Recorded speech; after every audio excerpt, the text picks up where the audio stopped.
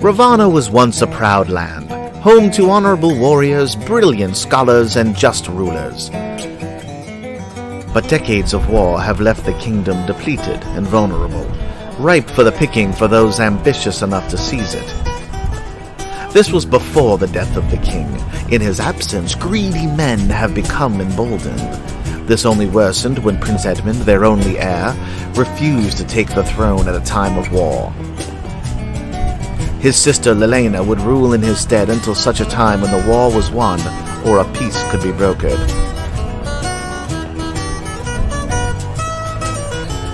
What comes next is a matter of great debate and countless rumors, but what we know for certain is within months Lelena was married.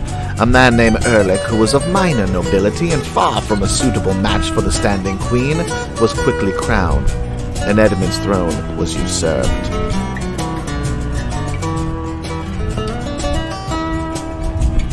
In the years that followed, Ravanna has crumbled from within. Corruption runs rampant, fighting between noble houses threatens to tear the kingdom apart, and word from the capital is Erlich's parties grow increasingly decadent. The king is either blissfully unaware or indifferent to the state of Ravanna. This is a time for either heroes or villains to rise. A kingdom lies in the balance. Which way will the scales tip?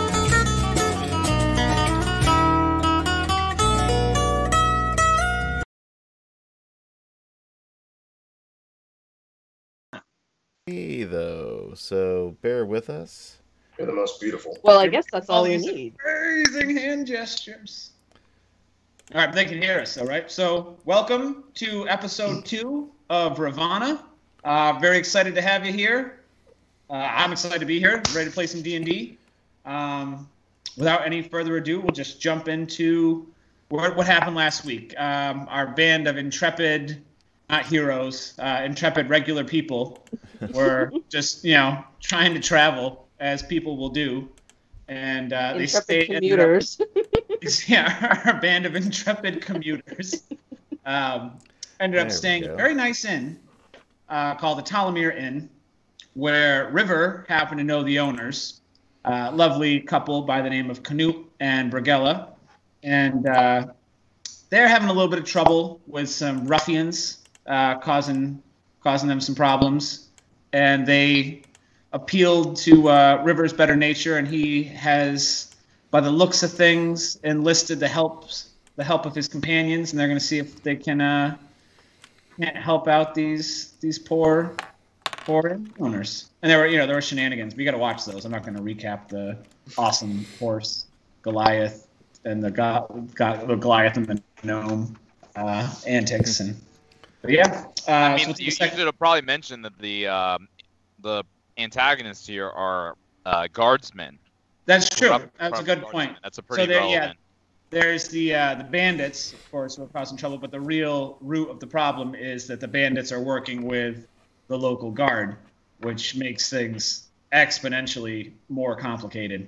Bandits, you just kill them and no one cares.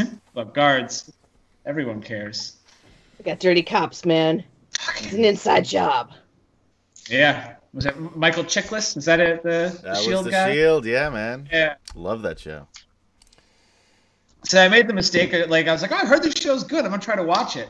And I just, jumped in halfway through the 3rd season. Oh, you got to start from the beginning. If you start from the beginning, then you're hooked. Well, I have this theory with any drama that's not, just hyper-realistic, but, any normal television drama, that you have to watch them from the beginning because all dramas are notoriously ridiculous. But they start at a place of relative normalcy and kind of, gradually drag you into the ridiculous. That's the great thing about the first episode, is that you think it's normal until just before the end credits. And then it sets the whole thing off right from there. Well, now I don't need to watch it. Well, yeah, you do, because I didn't tell you what happened. I have the general feeling. It's enough. You don't know. I just want to feel something. All right. So I feel nothing. I'm dead inside. That's it. So I don't have Twitch up, so I don't know who's where. So I'm gonna go Skype-wise, and we're gonna start with Amanda. Introduce yourself and your character, and Hello, everybody. My name is Amanda. I live in Northern California, and I'm playing Denalci. She is a Lightfoot halfling druid, and at some point when I hit level 2, she is going to be Circle of the Moon, so be prepared for lots of fun animal forms and whatnot. She's a bit of a walking disaster, you know, kind of the, like your cool hippie older sister who always makes bad decisions, basically. And yeah, that's me. All right. I'll jump to Ryan. My name is Ryan. I'm playing a two-weapon fighter by the name of River. It's a Tabaxi. Genuinely good-hearted kind of guy. He's making his way north to the city to take care of some stuff, traveling with these people because they happen to be traveling the same way. Whether or not we make bonds to keep us together is to be seen. But come on, you love us. You have to. All right, so next we'll go to Patrick. Patrick, I'm from the Bahamas. I play Tajit. He's a Genasi, not Genasi. There's a thing going on there. I do fire, I do lightning, I do thunder, I do birthday parties. That's it. Refer to him as the Red Mystery. Oh no! You guys hear my kid crying? I can. Yeah, we can. Only a little. All right. She had Tajit at her last birthday party. That's what they. Oh no! Shattering the grand illusion. So in other words, you mean that there were dead children at his They've already- She watched. Yeah, she just watched She Session wants her Zero. friends die. Oh god. All right, Phil, why don't you take over? Tell us about yourself. Sure, I'm Phil. I'm playing Kelwin Zognix. He is an intrepid gnome wizard. He thinks this is all a terrible idea. Everything pretty much so far.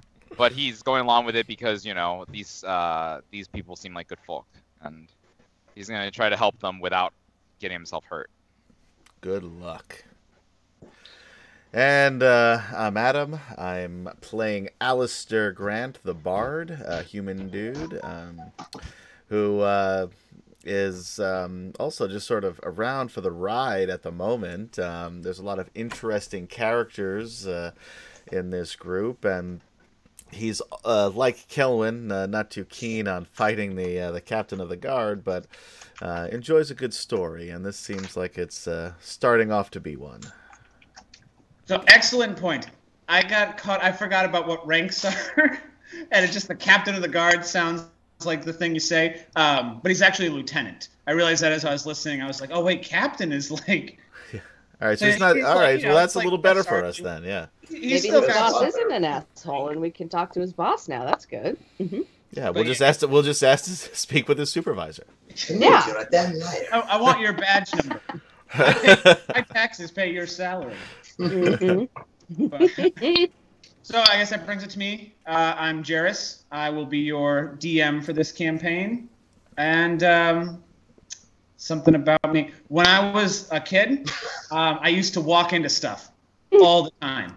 So I'd be like walking and looking backwards and talking to people. And then you'd like turn right as you just walk face first into like a wall or a basketball hoop. Or I have like at least 6 or 7 like very clear memories from like being like 8 years old of just smashing my face. I never learned. Both my mother and my oldest daughter are the same way. Oh my god. Yeah. And I bet you they're super smart, charismatic people that everyone loves because we have so much in common. Yeah. Yeah, that's it. That's it. I don't even know. I was gone for like half a second, and we're talking about Jairus face planting into shit. That's it. Yeah. It's relevant. I felt like my hello, I'm Jairus, your DM was too short, so I was adding. So he had to do something. So he turned it into gotcha. group therapy. Yeah, Yes. a little color commentary. All right, well, yeah, let's play some D&D, right? Yeah, man. Fuck yeah, bitches, let's do this. And let's When hope we- Skype cooperates. Skype, if you would like to be a sponsor, we would love Get to your shit have you. All right, so when we left off, very last things we were doing was River and Kelwin had just enlisted the help of a giant fucking Goliath by the name of Apamak, who is working for a lovely couple from Gallavastia who go by the name of Bram and Lavilli Helton. And while that was going on, the rest of the group, so it's Alistair and Tajit and Denalsi, were investigating Quigglesmith's room because Quigglesmith has gone missing. He woke up in the morning and he's just gone. But his stuff's still in the room. He's probably dead. Don't stalk Quigglesmith. Poor Quigglesmith. He's such a nice guy. Him. You know what? He's probably hanging from the tree that the stable boy would watch naked ladies in. The shitty thing is that you're probably right, though. It'll be so tainted for the, like, it's going to develop some weird sexual hang-ups. Death and voyeurism. Yeah. That's the next season on Ravanna.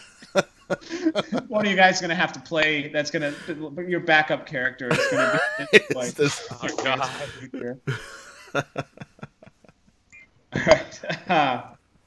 right. So we'll pick up. You guys imagining all sorts of scenarios now, and I can't stop. Save them for when you would eventually play. Brian. I call Staple Boy. Dibs. Just as a boy, like just as 10-year-old running around. Some, I don't know, throwing stars or something. When you were 10, you loved throwing stars, right? Like that was like the best thing you could be given. All right. We'll pick off right there. You guys just finished investigating Quigglesmith's room. Before we leave the room real fast, could I ritually cast Detect Magic in there? Because I don't think I did that yet. No, that room. You checked your room. Yeah. But, not in there. Sweet. So I'm going to do that, please. All right, so we'll just wait for 10 minutes. Yeah, while she does that, I just lay in the bed, catch just relax a little while she's doing it. No magic. Downstairs. No magic? Okay. Kelwyn, since I know they've been doing a couple ritual casts, so I imagine their time-wise, we have some time to kill. Kelwyn would have probably gone back to the innkeeper and been like, well, excuse me, sir, but do you think that we're trying to get some more allies so that we can potentially deal with the guards? I don't think they'll go down easy. So I don't happen to know. You don't happen to have any other, allies, friends of yours who frequent the tavern who would want to help you out here and, would be good with a sword? Well, not really. A couple of the locals, I mean, they're loggers, they're tough men, but I don't think they really have any training. We're farmers and workers out here. We're not soldiers. I mean, we don't really have that much training either. Just to be clear, I think we're just trying to help out and do the right thing, but And thank you so much for your kindness. Your best bet would be tonight when people it's sparse during the day, but the locals will come in. They usually hang out around the fire. You might be able to find a couple able-bodied men there. Okay, that is helpful. And while we're talking about specifics, I know that you don't know exactly how the specifics of these crimes occur, but clearly, I mean, you see when they leave, you see when the people who go missing leave. I know the specifics. Oh, well then, please tell us the specifics. I'm trying to come up with a plan to trap these guys in a way that's as safe for us as possible.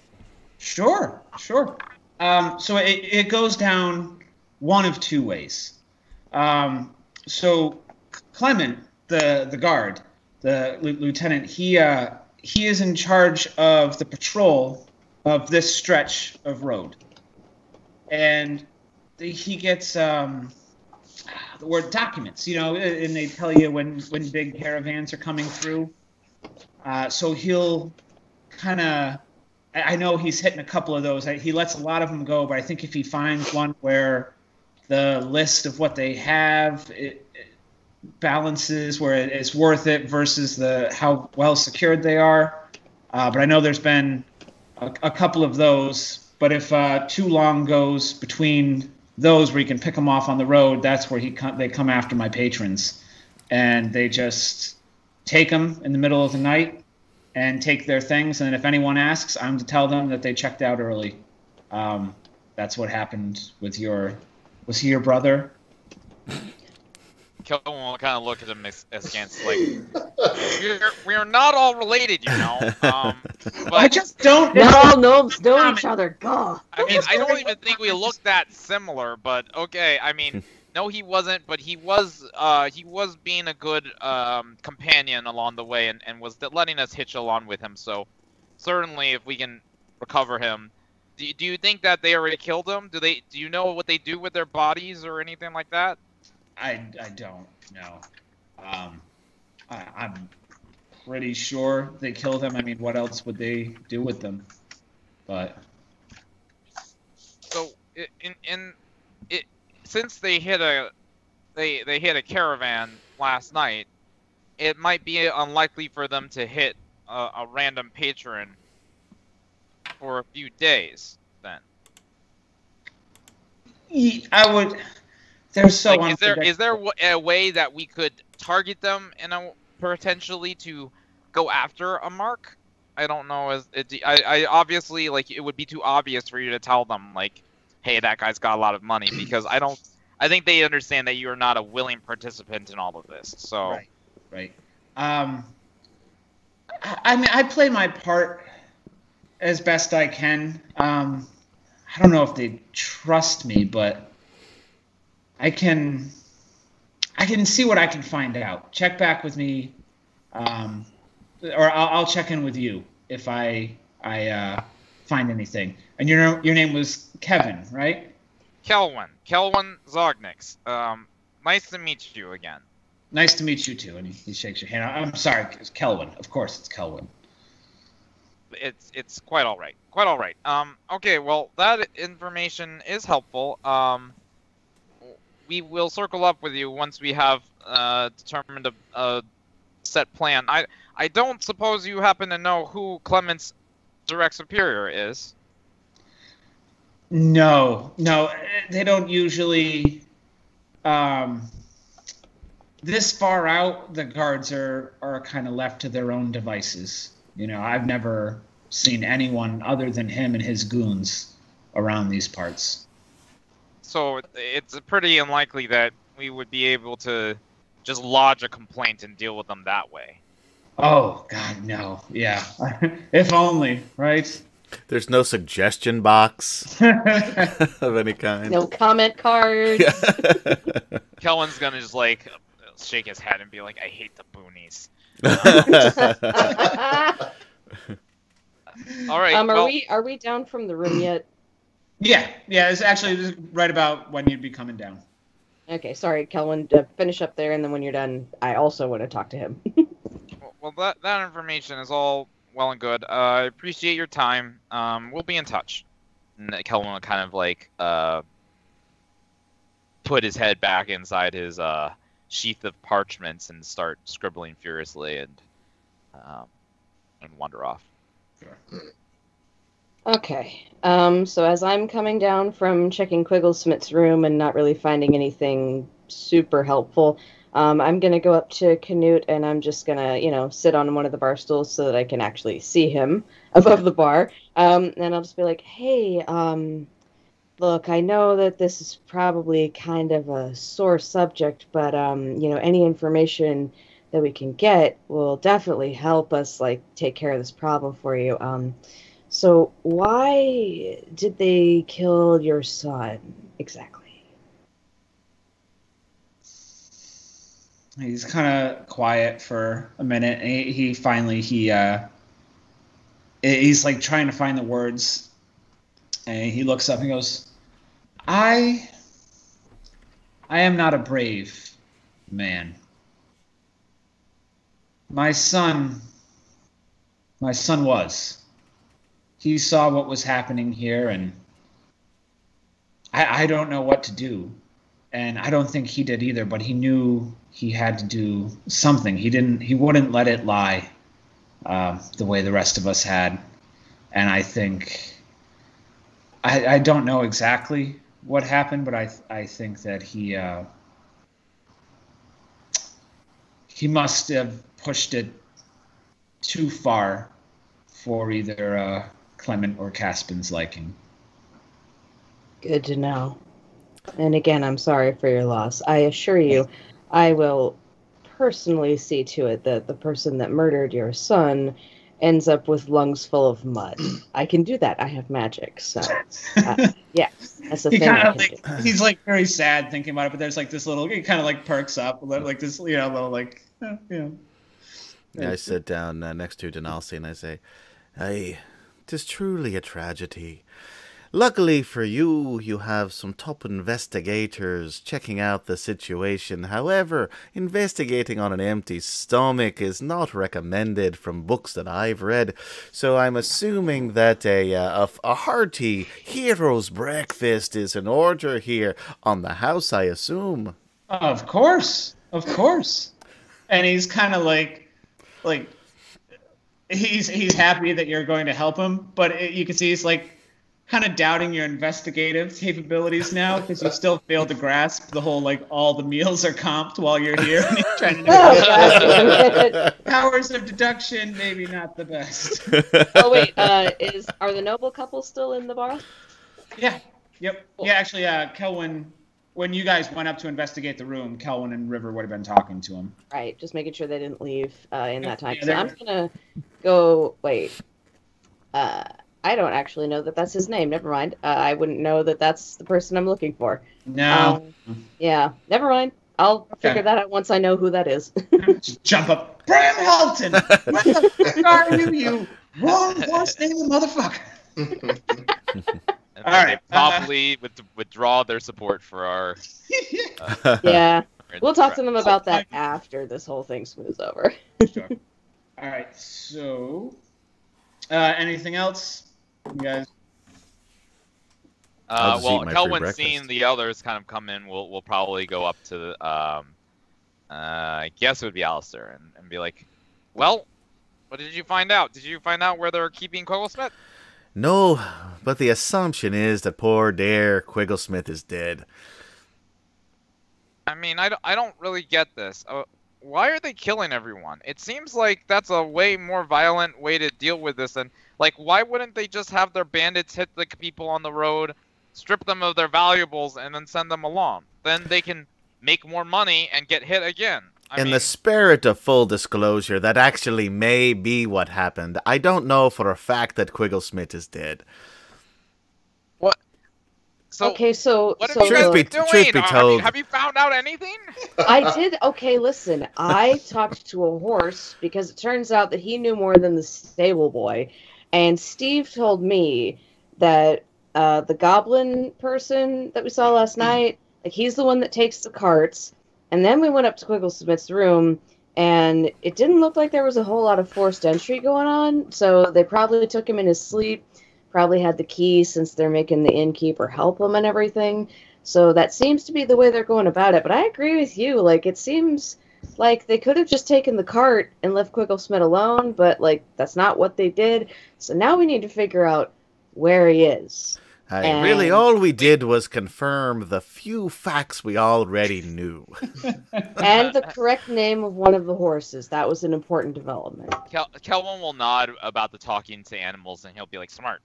But then as you guys go along and basically inform him that you found, like, nothing, he'll, like, run his hands through his hair, like, oh my god.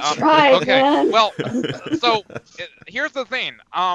Are we sure that Quigglesmith ever even got it back up to his room? Like, why would they go and take him in the night? Like, aren't there patrons in the tavern, like, late at night, too? Like, doesn't that risk more witnesses? Wouldn't they want to, like, try to lure him outside during the night, take him there, and then just take the shit then as well?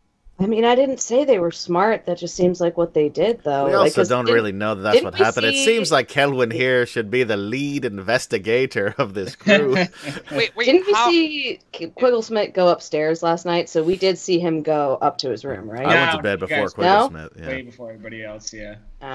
Yeah, I think that if there's no forced entry, and there's no struggle. I mean, I know that Quibblesmith isn't a fighter, but you know, even like a little bit of blood or nothing like that, right? Up in the room? No, dude. When I was up in the room, the bed looked slept in, right? No, it was you gained. I mean, after I got up. Yeah, your investigations were very poor. Okay, never mind. Sorry. Yeah, I don't know. I had a hard time figuring out which way the wagon tracks went from the stable. Maybe if we all went over together, we could look together and maybe figure out where they took the cart, because wherever they took the cart is probably where Quigglesmith is. Oh, god damn it. Okay, fine. We should circle up first because we have some good news. There are some developments, and I would like to discuss those with everyone before we continue, just to make sure that we're all on the same page. Nice. Sounds like a keen plan. And I'll look over my shoulder at River. Are you still around? Oh yeah, I've been following you. Yeah, okay. There's actually a little light that comes to the window that's moving around that he just can't help himself but follow. Damn precipitation. So, well, okay, fine. So we everyone's here, right? Wait, where's Taji? Is he with you guys? I don't even know if he's with you guys. I think he was with us, right? Did we leave him in the room? I'm there. Okay. There he is. He's right behind me the entire time. I snuck up on me, you did. Oh my god. Okay, don't do that anymore, Taji. Alright, so let's go upstairs where no one can hear. Okay, and then we'll let me lay out what I have thought of so far and what we've found so far and my plan so far, and then we can figure out how to proceed from there. Good? Righteous. Let's do this. Oh, okay. All right. And then Kelvin will just kind of like scurry up the stairs, like looking back behind himself a little bit, paranoid. Has my breakfast arrived yet? Oh, yeah. Oh, right. You're the only one who hasn't eaten because you were doing your hair last time for like 2 hours or whatever, right? But it looks great. Really just like 2 of everything. Pompadour. Yeah, I grab the plates and bring them with me. Thank you, Mari Trifon. Hold on, I gotta look to see how to pronounce that. Sorry, it's a little hard to read on the screen. It's definitely not Mari Trifon. It's none of those letters, bro. It's Mue Thefun. Oh, okay. Murray Trifon was actually a little easier to pronounce. So anyway, thank you what for. What the fuck did you write down? Ain't nobody here by that name. Thank you for watching and following Ravanna here at Wicked Studios LLC. I am so sorry. I thought you were talking to the barkeep. You are talking to one of the viewers. No, I was mistaken. Real life person. Sorry. Okay, so assuming they all follow me into the room, and I'll lead them to my room, the one that I had cast alarm on earlier. I don't think it's still active, but just I've checked that room, so I'm more comfortable in it. And then once they come in, I'll peek out a little bit, look both ways, and then shut the door real quick. And it's like, okay, all right. So, the good news is that I think the big Goliath guy is gonna help us because we got the nobles, Bram and Lily, yeah, to agree to help us. So wait, Brom Helton? Yeah, Brom Helton. Oh yeah, his horse is named wrong. I'll talk to him about that later. But good to know. Thanks. Okay, later. I don't know if I trust a man who names a male horse Buttercup. Okay, well, the question is, do you want the big-ass Goliath to help us deal with the guards or not, Alice? Did he say what his price was? There is no price. I think he's being paid by Bram, and we've gotten Bram to agree to help because he has a noble heart. Well, in that case, while still strange for me to understand, I'm all in on the giant Goliath man. Okay, Big very tough good. friends. Sounds good to me. So the idea though is that, and you know, we need to lure these guys out, and ideally not all at the same time, right? We have to kind of try to split them up in a way that makes sense. So I don't know if it's always the case that the bandits and the guardsmen hit at the same time, especially if they're hitting a target that they think is not dangerous. So what I'm hoping is that we can ideally isolate the bandits, because I imagine they're the ones that are doing the dirty work. Like, why have the guards actually attack people and, you know, in the middle of the night if you can have the bandits do it and then have plausible deniability. So we use, and I can use my illusion spell to create an appearance of something. And we obviously don't want Ram or Lily to be hurt. So I can create an illusion that looks like one of them. And we'll put it over a big rock or something. You know, like I like big rocks. So we'll put it over a big rock. We'll put it in the middle of the street. We'll kind of have the Goliath there initially to create some believability. And then he's going to talk a little bit about, like, you know, how he'll say something about, like, quitting or something. Like, he's quitting, and he's like, you can protect yourself and all your money yourself, old man. Or something, you know, like something that'll really get the. I don't write these things. Alistair, you can handle the script, but something that gets the bandits to think that this is a good target, because usually they don't target people unless there's not a good caravan to hit, and they already hit a caravan like Quibblesmith's caravan last night, so they might be just rolling in it. But ideally, it's an incentive enough for them to try to attack. They'll realize very quickly that it's not really a dude, and then we spring the trap and attack them. Maybe we bar the door into the building so the guards can't come out and help. Or maybe we just try to take them out as quietly as possible before the guards can even realize. And then we isolate the guards separately after we get confessions. And then I guess we try to take them out. That sounds really well thought out. Good job, man. I like your style. I still have a little bit of a problem with taking out guards, as you so put it. No, I think he meant like the bandits are the ones that we're going to take out, and then we'll isolate the guards, right? Yeah, we'll isolate the guards. I mean, I don't have a better solution for dealing with the guards. Evidently, we can't report Clement up to a superior. I asked about that, and Knut said that there's no one in the area that would be really available. And who knows? They might be corrupt too. God knows. Everyone here in these backwoods areas seems to be like has a screw loose in their head or something. So wait. Who exactly would be his superior? But wait a minute. You said that gave me an idea, Kelwin. What if we scare them off of doing this somehow? We could either emulate perhaps a higher power that they might be suspicious of, or maybe we could just scare them by showing them that there are people willing to stand up to them on this shit. Maybe we could, you know, intimidate them into knocking this shit the fuck off, possibly. I mean, I think with this one right here, we could make a convincing argument of don't do this again or he will literally eat your toes. So... I mean, that might make sense if we were staying here, but I don't think we're... Yeah. I mean, unless we're going to be able to convince them that we'll always be watching, which, I mean, we're just random travelers, right? Like, I don't even think if we came up to them right now with everyone, including the Goliath, we would be able to convince them to stop doing this shit, right? They're guards. They have a position of power. We're just random people traveling through the town. So, I mean, I would definitely prefer to resolve this without violence. And River, I don't like you speaking up now after you're the one who convinces me to, like, even go through with it. I don't want to fight guards either, but how else are you going to deal with these guys? They're corrupt. No, I mean, there's nowhere to throw them.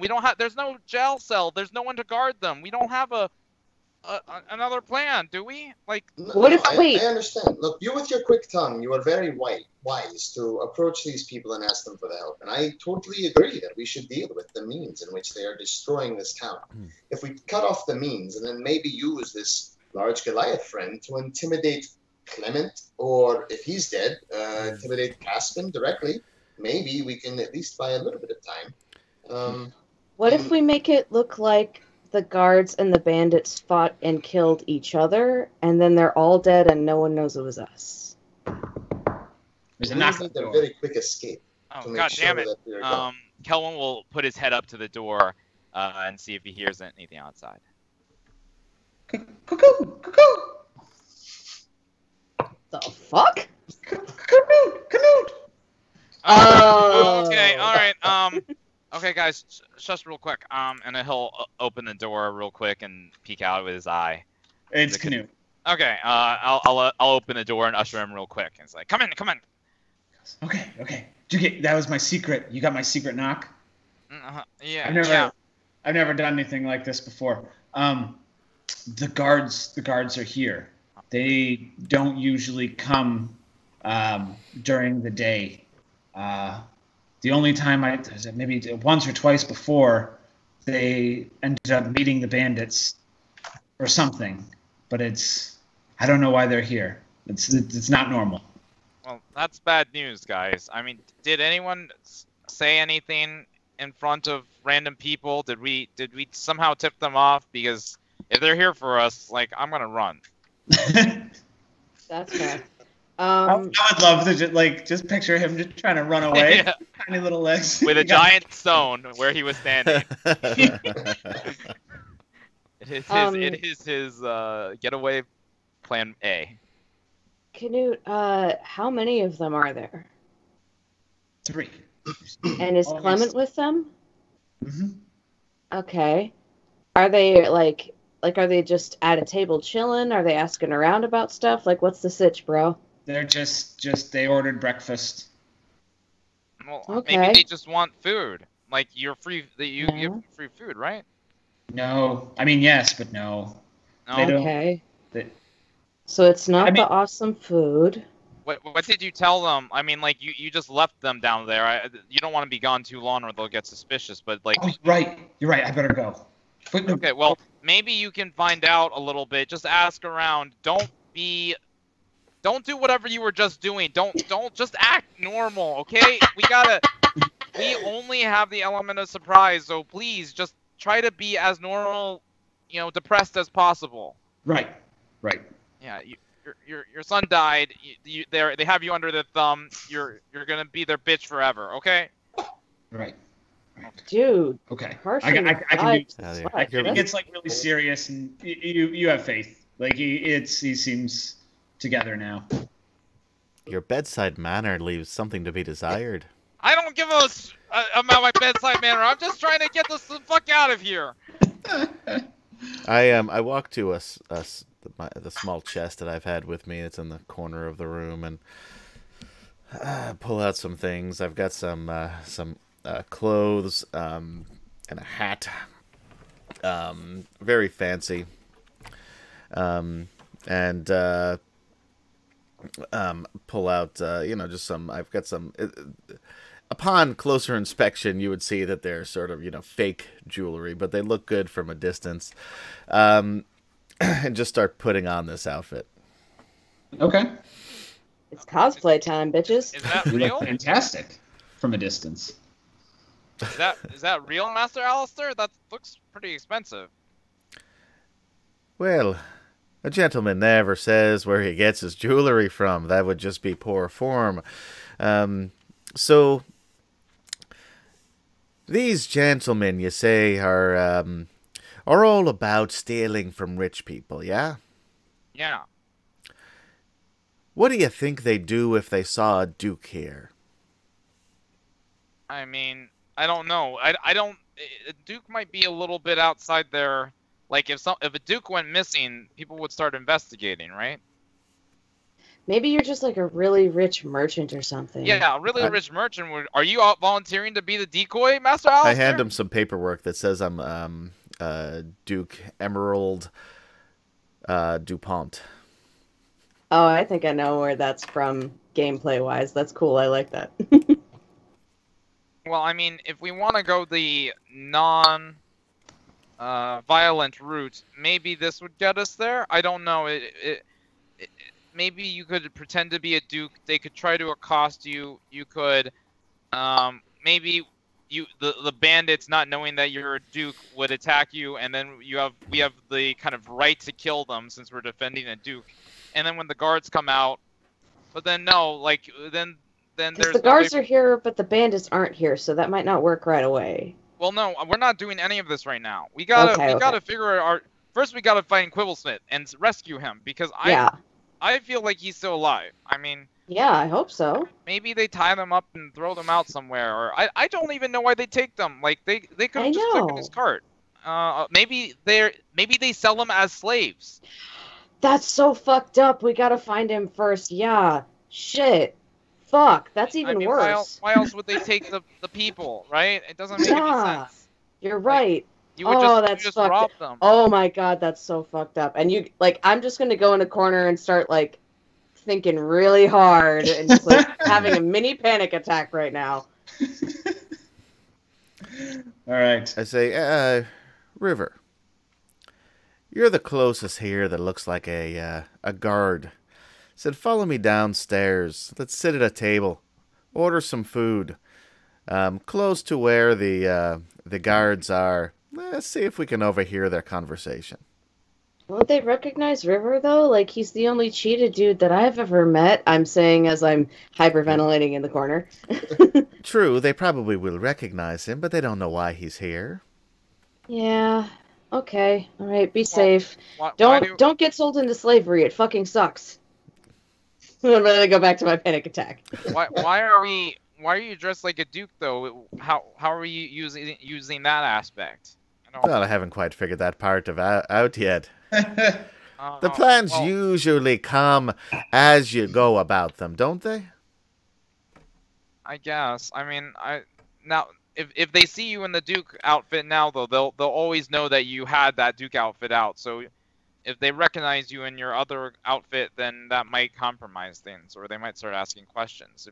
I'm right now carefully folding my other clothes to put them back into the chest and make sure they're nice and even, no wrinkles. I mean, why wouldn't we just be able to send someone who is, very actually he'll look Kelvin will look around at the rest of the group and be like, he was gonna say normal looking. Oh god damn it. You're fucked in that regard.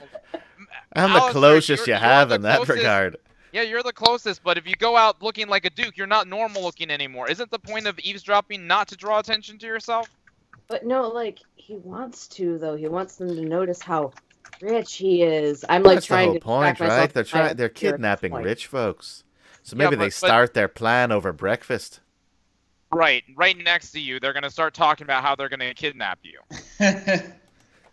And then I'll know. I'll be prepared. No, I'm being sarcastic, Alistair. That's not going to happen.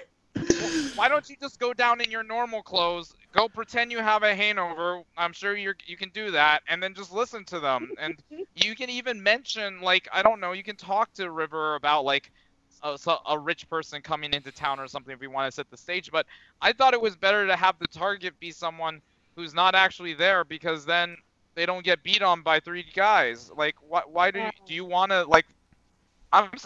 Kellen will look kind of like impressed, Alistair. I didn't reckon you for the sacrificial type, but. Truth be told, I wasn't quite listening while you were explaining your plan. Oh, okay. Okay. So I was going. We have a rich person already. I can make the big rock look like the rich person, and then we'll have the Goliath basically quit in front of him, and then leave and stomp off all angry like, and we'll all be waiting in the shadows. And once the bandits accost the person, which is a rock, we will all spring and attack them from all sides. That way they will have the jump on them. I don't know how these. Yeah. I have to say, I've seen your rock. It looks nothing like a rich fella. No, okay, hold on. And Kelvin will cast Minor Illusion and create an illusion of Brandon Helton, which is not great because it doesn't blink or move or anything, but from a distance. I'm disappointed that it's not the skeleton you were talking about last night. So I was talking about putting that over a rock. I'm not talking about using the rock as this would be the decoy. So now where do we get the rock? Oh my god! The rock is not important. I mean, it doesn't even have to be a rock. I was just thinking if they punched it and there's a rock underneath, it might hurt them. If there's no rock, then it's just gonna go right through. But this way, at least, it's distracting. It'll catch them a little more off guard. I don't care. Okay, the rock's not important, as well, sir. Do you really want to be the decoy? I think he needs a blue flower. I mean, I'll start changing again. I said, but I gotta say, I'm not sure the rock. Go ahead. What? I think he needs a blue flower. I'm just for shits and giggles. I'm gonna make you a gorgeous blue rose and just hand it to you, Kelvin. So the door opens now. Feel better. And the door opens. Oh god damn it! It's the waitress, Mabel, the daughter, and she's like surprised. She starts like, "Oh, I'm sorry. I was just here to clean the room. And I should have mentioned this before, but when Canute talks about this whole thing, he asks you not to bring it up to his wife or daughter because they're still, like, he's trying to be like the man of the house and handle this shit, and he doesn't want to burden them with it. Like, they know about it, but it's... Yeah. Yeah. Oh, hey, Mabel. So, yeah, we'll just need to, like, hang out in the room for a little bit longer, but in the meantime, and I just make, like, this awesome... bouquet of like rainbow lilies, and I give it to her. I'm just like, maybe you can just enjoy these for a bit, and we'll be out in a little while. Sorry to mess up your work schedule. You're doing a great job. Oh, no, thank you. And as you enjoy the flowers, just know that everything soon will be right again. And I give her a wink, like. Kellen's gonna like hit Alistair in the back of his leg with his.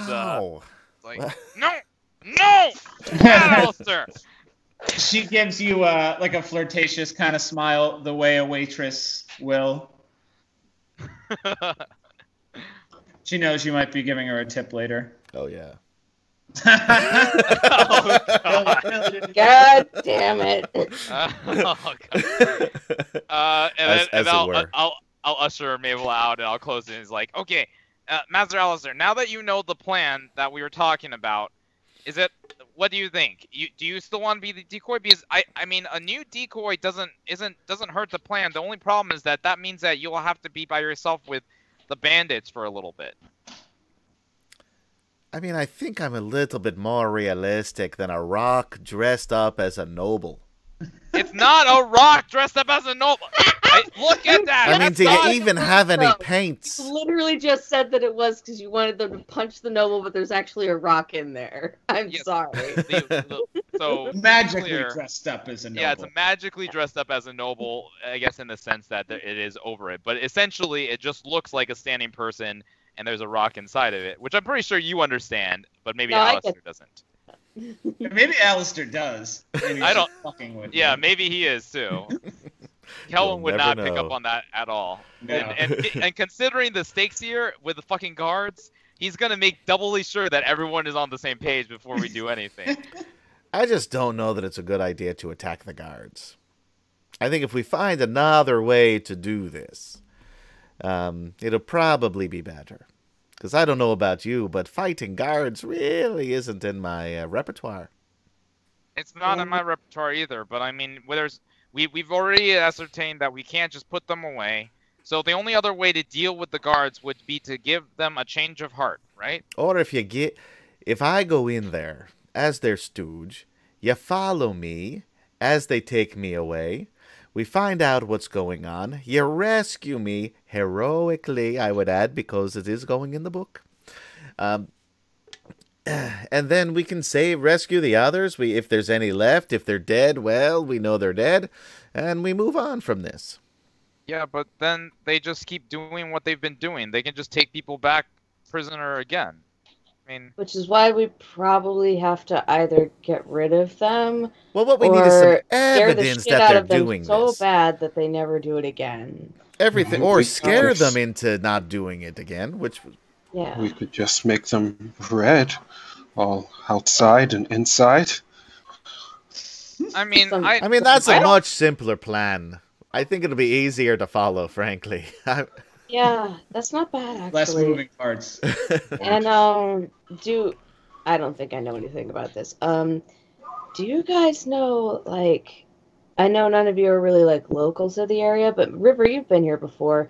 Are there any ghost stories that people tell around here that we could maybe emulate that could scare the shit out of them so they never do this again for fear of being eaten by, like, a boogeyman or something? That's actually a really good question. Let me think on it. No. Yeah. Okay. No, I don't think there is any ghost Upon stories that match the description you're providing me. Well, then maybe we'll have to make a new one, but that's a side plot. We'll figure that out in a bit. But I kind of like where we're going with this, like, Kelwyn and Alistair. I think if we, like, put these plans together, this could be a really solid approach, you know? By the way, at this point, I'm just standing in my underwear because I'm not sure what outfit I'm supposed to wear. Okay, look. I'm fine with doing whatever the rest of the group wants to do. I agree that priority number one is finding Quigglesmith and rescuing him, because he is also our way out of this dump. But the problem with all of this is that, or maybe it's not a problem, it's not my problem, but the impression I was getting from Master River is that he cares about these people, and they seem like good people. And ideally, we want to solve this problem permanently. I agree that permanently solving the problem doesn't always mean killing the people, but right now we're talking about corrupt guards. They are the most powerful people here in this city. You have to be able to pull off a spectacular illusion of some sort to convince them that A, they're being haunted by ghosts, B, the ghosts are powerful enough to destroy them, and C, that those ghosts will continue, give them a reason why the ghosts would be harassing them as opposed to anyone else out there, right? Yeah. So if we can come up with a plan that works like that, that's great. If we can't, we leave. Canute's no better off. I don't know Canute that well, so it's not skin off my back, but it's not really like we're helping these people, right? Like you said that you told Mabel everything's gonna be all right, Alistair. It's not gonna be all right. One of them is going to hurt her eventually, and it's not gonna just be a ooh ghosts and they're never gonna come back sort of thing.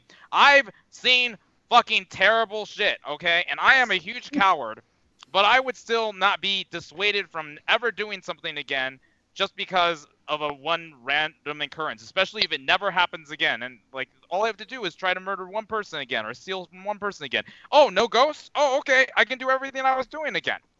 You're right. We We should must have probably a just kill them. fascinating That's a good past. point. Let's just kill them. It's easier. And then It's not easier. It is not easier, Denalcy. It is the worst you possible... just said. What you just said though, that the ghost idea wouldn't work. It won't work, but it's the easiest solution is we find Quigglesmith and we just leave. We just leave these people to their problems. But if you want to help Canute, or we find out their secret evil plan, we get enough evidence, we bring it to the powers that be. There's got to be somebody around here that knows what, or that they report to, even if it's not frequently. We get them arrested, we go around our merry way. So, wait, guys. We're going in circles here. Why don't we just start and then move forward, get some more information, and then go with it once we get that info? Because I'm kind of with Alistair a little bit. Like, let's just figure out where they are and what they're doing, and then we'll have a better idea of how we can deal with this, you know? Because right now we're just going to be talking ourselves in a circle forever. Well, I would like to say that I am very much for the idea of convincing them that there is someone coming and reversing the ambush on the people. If they're not guards, then we have no real qualms with killing them. They are evil people. They probably deserve to die. If they're not guards, no one will be coming after us. And that will at least defeat the means for the time being and give us a little more time to better deduce how to deal with the guards and free people from Mabel and Canute's daughter from having to be subject to their assholery. Mm-hmm. Assholery. Love it. It's a Khajiit word. It's a great word. So let's just get started. Let's just figure out where the fuck all of this is happening, and then we'll go from there. Because I feel like we just don't have enough information to come up with the best plan right now. So let's just get it started and see where it goes. Sometimes the best plans come out of nowhere, and you just gotta improv it, you know? Okay, so maybe the plan is, for now, we have one person tail the guards, and then everyone else goes and tries to investigate the wagon area again, since you guys didn't have a lot of luck with it the first time. We could do that real quick, but I kind of like Alistair's plan of, like, they take him, we follow them and find where all this is going down, and then we go from there. But yeah, I would love to check out the stable again if you guys would like, because I didn't see a whole lot, but I feel like if we could find wagon tracks, maybe then Alistair doesn't have to get kidnapped, because that would suck to be kidnapped, you know? Yeah, I mean, to be clear, I'm not even sure, with all of us, plus the Goliath, we can beat these guys. They're guards. They're trained to do this. Alistair says he doesn't fight. I don't fight. I I hurl do. fire from a distance, and that's it. Okay, like I'm not getting That's anywhere fighting. near these guys. No, it's not. That's It's not fighting. really. It's like I throw fire, I run away. That is my idea of fighting. You almost killed that one guy that one time. It was a child.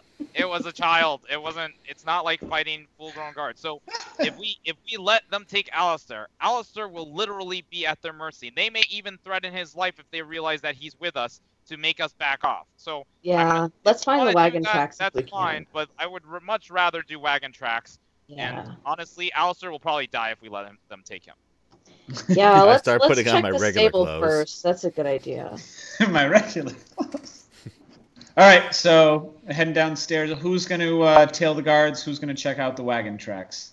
Well, assuming that the guards are going to go out the front, because I don't know of any other are there other exits to this tavern? There is a back door, but they probably would go out the front. Okay, so what I will do is once we're outside the tavern, I will summon Helena, and I will have her perched above the tavern, keeping an eye out for anyone leaving. I will give her instructions that she should notify me if the guards come out. Okay. Yeah, so the stable's this way, you guys. Let's just check it out real fast. The guards are just sitting at their same table as the night before. Before we go downstairs, I just say to River, I hold up my leather armor. Do you have any idea how to put this on? Yes, of course. Let me know. I feel like I'm probably going to need it, but I've never actually worn it. Yeah, you see, lift up your arm. It tightens here with the buckle. I'll help him put his arm on. That's awesome. Dad, can you help me tie a tie? Is there no YouTube in D&D? Figure it out for yourself. All right, so guys are out checking out the stables. So it's wagon track wise. Give me a survival check. Anybody who would like to. Is anyone here experienced with this sort of thing? Like, I certainly haven't tracked anything other than like some beast tracks occasionally. Well, Denalcy is pretty good at this. Yeah, apparently. the last time I tried this, it sucked. all you needed was additional motivation. Yeah. So you can expertly tell that all the wagon tracks and horse tracks coming into the stable lead out the driveway, as you might call it, to the road. Shit. Okay, so it looks like they didn't take them like off in the woods or something, which would have been super convenient if they did. But they didn't. So maybe if we follow the road a ways, we can figure out if we follow the road, we can maybe perception check. Okay. Yeah. Okay. Perception. Boop. That's enough. You notice Caspin and one of the people who were with him last night, not the goblin, one of the two humans. You're not sure where they came from. You just kind of look up and see them out one of the windows of the stable, and you don't think they saw you. And so one of them, not Caspin, the lackey, the other guy, goes into the tavern, and Caspin goes out around. So like the front door to the tavern is right here. Yeah. Map. And so you would have been notified of this as well, Kelwin, that someone's going in, and then Caspin continues around, kind of around the building over here, and you watch him disappear around this corner. Okay, he's going to the other side of the building. All right. Yeah, I don't think my Helena would have actually notified me because I didn't give her instructions on that. Plus, I'm not tuned. People leaving. That's yeah. right. Yeah, So and I'm not tuned into her right now, so I can't see what she sees. Okay. Yeah. All right. So I'll just tap Kelwin on the shoulder and tell him what I just saw, and I'm just like, maybe if I just sneak real quiet, I could see what they're doing and just look around the corner and see what's going on, and then maybe that'll show us where they're going and where they're taking people. What do you think? Okay, well, just hold on 1 second before you do that. Someone give me their hands. Someone that I can hold on to. Like, hit me gently if we need to run or something, okay? Okay, I got you, bro. And I'll just like hold up my hand. So. Okay, and Kelvin will just like grasp onto her like a blind man, to like a seeing eye dog or something like that, and then his eyes will kind of like pull back in his head, and he is seeing through the eyes of Helena now, and he's gonna basically have her fly up until he can kind of get a bird's eye view around the tavern and see if he can still see. Caspin. Sure. So Caspin basically has rounded this corner, and he's leaning against the building, just not doing anything. So I will say, because I can talk still, I will say, so I can see him. He's just leaning against the back of the tavern. I don't really think he's just does he look like he's doing anything? Is he just like picking his nails and just It doesn't look like he's doing anything right now. But maybe someone will come out and they'll have a conversation. So what I'll do is let's give this like a good like 15-20 minutes, since they did say that it's unusual for the guards to be here, so maybe they're like circling up or something. And let me see if I'll just have Helena perch like on the roof above where he's standing and see if we can hear what he's saying. Sure. So it's not very long, 3, 4, 5 minutes pass, and you wouldn't see Clement come out of the tavern, but you would see him from your perch. Like, he comes out, and him and Caspin start talking, and rather than role-playing a conversation between two people, because that just seems weird talking to myself, I'm just going to give you a gist of... So, let me real quick here.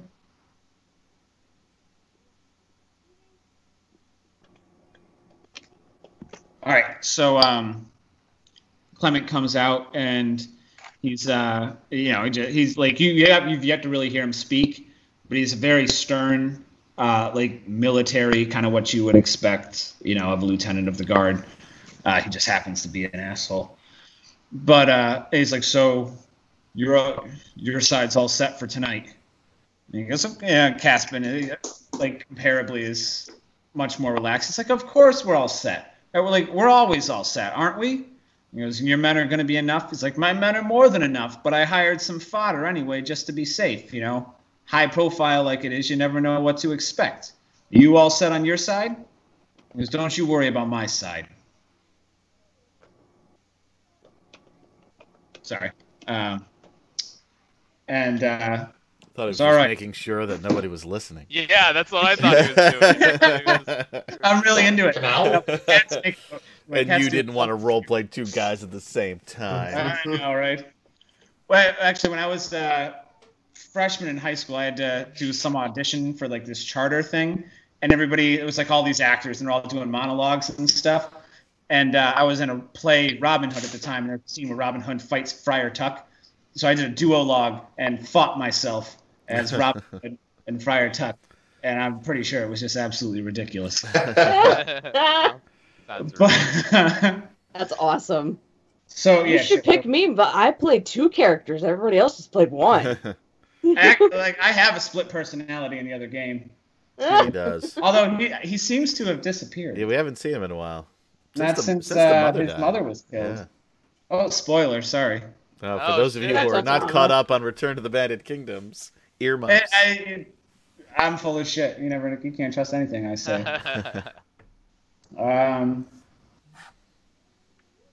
Yeah. All right. So that's essentially the gist of it. You're able to gather something's going down tonight, and they're just kind of talking semantics without getting into, or talking details without talking about it without really getting into any details. But it seems it's high profile. Caspin is enlisted. More help. Actually, when that happens, since our sessions are going to be a little bit longer, we'll end up doing 2 breaks. We can do the first one right now. Oh, cool! Thank you. Back in 5. All right, awesome. We're also having Skype issues, so a good time. We'll be right back, folks.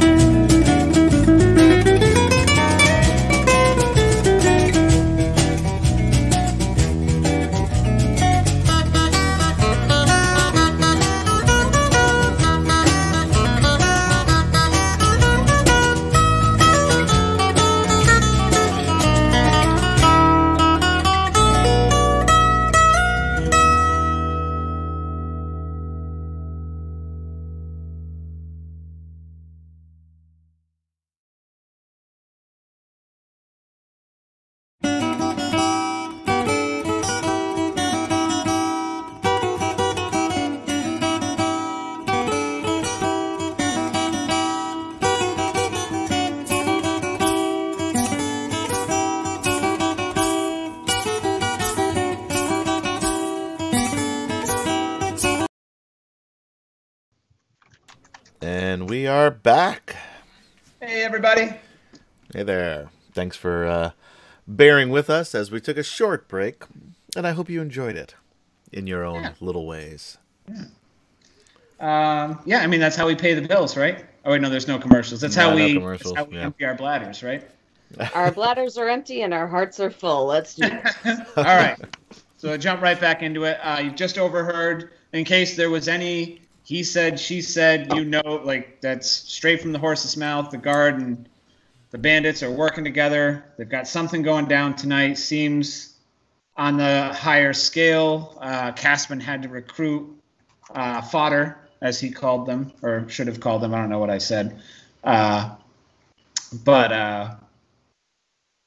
and they briefly suggest something about some sort of rendezvous, meeting up again later before it all goes down, but they're vague on the time and place. You can tell like they both already know, so they don't feel the need to say it. No exposition. We're still meeting at the same time at the same place that we always do, right? Yeah. 582 Smith Street. We only know like one group of people that are currently here that actually have the kind of profile they're speaking of. So they're either coming into the town or they're these people. Yeah, we don't know if there's more people coming in or not, so. So now, do we decide are we gonna follow one group?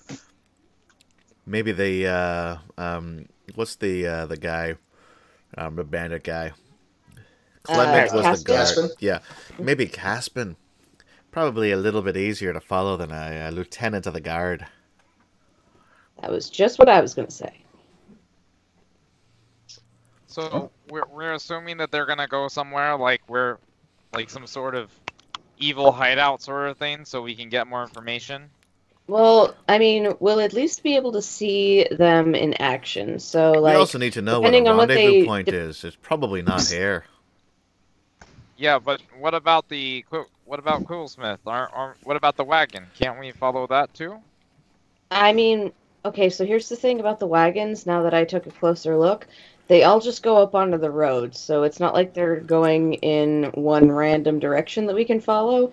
So I kind of think that following Caspin's a good idea, because whatever they're doing tonight is probably what they've been doing for a long time. It's just a bigger version of it. So, you know, let's follow them. Let's see what they're doing. Let's see where they're going, and that will probably lead us to wherever Quigglesmith is, because the wagon tracks, I guess they're smart enough to stick to the road, and that's just going to turn into a giant mess of wheel tracks and footprints that isn't going to be easy to decipher, you know?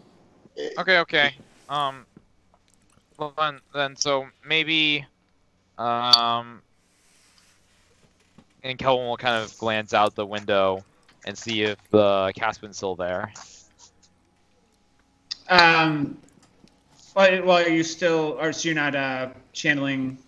I stopped channeling when we started having the conversation. Okay, yeah, actually, and that's when, yeah, so you can look out the window. Actually, you'll see Caspin heading back towards the way he came.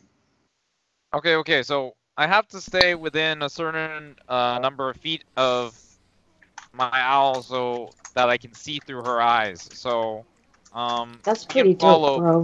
But let's follow from like a very safe distance. It can be like pretty far out, like 100 feet or something. So, sure. That sounds good, and I'll make sure that you and me are like super hidden. So like, just like, hang on to me. I'll hang on to you. And then I'll keep you hidden while you're seeing through your owl, which, by the way, is super fucking awesome. Just gotta say, it's cool as shit.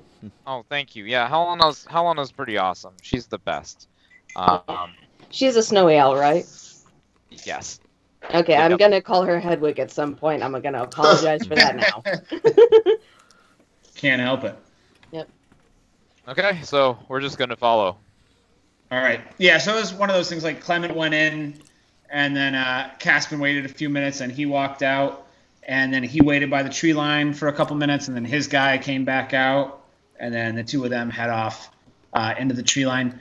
You do notice at one point that Caspin kind of looks up at the owl, and it's not anything like overly suspicious, but it's just like, an owl. You know, like it's not a crow. In the middle of the day. You know, like if you saw an owl compared to another bird, it's like, oh shit. Yeah. It's a notable thing. But yeah, so I didn't know we had snowy owls here. Neat. So the Pulls way out a bird watching book. so the way I'm gonna have Helena kind of comport herself here is basically just kind of like, they're entering the tree line. Is that right? Yeah. Okay, so we don't need to be that close to them since I'm not trying to overhear what they're talking about at this moment. Right. So Helena's basically gonna be like 50 feet back from them, like kind of at a higher angle, so it's kind of easier to see them through the brush. And if there's any point at which I can't see them anymore, I'll just have her move in. Because I imagine they're not running or whatever, so she should be able to catch up pretty quick. Sure. So I'm going to need 2 checks. First, give me a perception check to see how, like, it's going to determine what distance she can safely keep an eye on them from. Sure. And then second, we'll do a stealth, and the perception will affect the stealth. Sure. So owl stealth.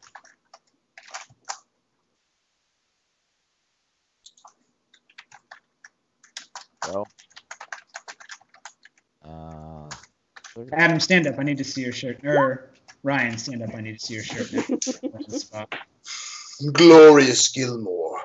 That is. Oh, that's awesome. So, owls have advantage on perception on sight or hearing, so I'll roll twice for her. Excellent.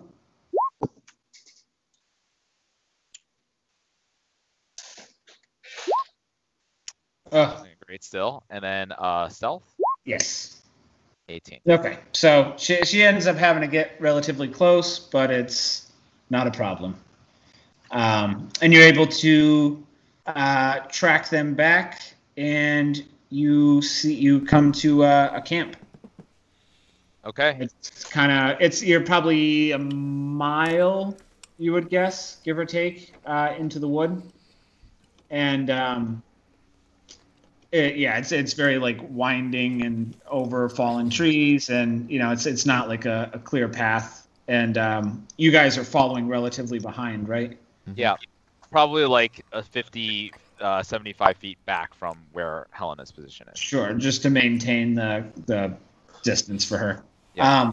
So Denalsi, you'll notice that it's not, how do I put it, not like well traveled. So you can deduce that it's either A, they haven't had this camp for long or haven't made this journey many times, or if they have, they make a point to come at it from different directions so that it's not the same, walking the same path 5 or 6 times and having the grass stomped down and having a clear trail. Good to know. In that case, I will make sure that we aren't following anything that looks like a defined trail, even though we know there isn't one, but I'll have us kind of just meander in that general direction, not following directly in anyone's footsteps, because if that's what they're doing, that's what we should do. Sure. All right. So Helena comes to the camp, and she sees you see through her, there are, just real quick here, pull up. Should we all roll stealth at this point or no? You guys are so far back, I'm not going to make you roll. Thank you. If she's 50 feet out and you're 70 feet behind her, from 120 feet, trying to be stealthy, you're stealthy. I'll go ahead. So anything that you describe, Jairus, obviously just describe to them. Sure. All right, so you see there are the 4 bandits from the other night, as well as 3 more, and a wolf that seems to belong to them. And it's just like tents and a campfire, like normal stuff in this kind of, not quite a clearing, but just, I don't know, a few hundred square feet of just not very thick woods. But the interesting thing is you see a wooden cage, you might call it, with 3 people in it. And one of them is Quigglesmith. Hey! He's alive! But not dead. Okay. So I'll describe all this to the rest of the party, and it's like, okay, new plan. We've got to take these guys out before they group up with the guards, because then we'll have good numbers against the guards. But there are way too many of them here, even for us to deal with as is. So, you know the location now. Let's slowly move up, Denalsi. But give me a second, and then I'll still looking through Helena, will kind of have her elevate higher up into the air, so you basically get a much broader view of the land and basically do a 360 and see if I can see any large woodland beasts. All right, give me a perception check. Sure. I like where this is going. Question: is the big Goliath dude with us or no? No. Shit. Yeah, we forgot that part of the plan. Yeah. Well, I don't think we were expecting to find them that way. We could always go back. It's a 21. You. Good. No. I mean, there might be some signs that something has been in the area, but there are no. But you don't actually see anything. Okay. It's a good idea, though. Nothing that looks like particularly like recent in a way where it's like, oh, if you just go down, if we follow that trail, I'll find something, right? No, I mean it's a gamble. Like there's enough where you could see that's like he looks like a bear or maybe an owl bear or something bigger, just like where like there's bark off of a tree or something, or it could have been like a equivalent of like a moose or something. But it's who knows? From that, like what you can see, it could have been recently, it could have been weeks ago. It could be trail, it could be cold. Yeah, that's not worth it, especially because Kelwin would have to stay within 100 feet the whole time, so it would be like slow going anyways. Right. So I will say though, so I mean it's still pretty early in the day, so ostensibly they're not doing anything until later this evening. I mean, like, why would they commit the crime in broad daylight? So we have some time if we want to send someone back to maybe bring the Goliath, and we can figure out our plan in the meanwhile. That's just a thought, but that is true. And if any of them go to maybe take a piss or something, we can maybe take him out quietly.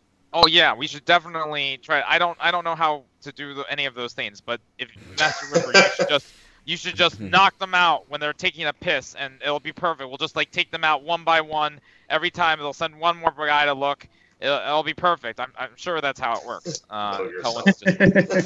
Kelwin is not being sarcastic, by the way. He's just like just being exactly this how sounds this like works. a great plan. I Yeah. don't want you to overestimate my abilities. I don't think I could take one man out in medicinal swift action all by myself. It would definitely be a group effort.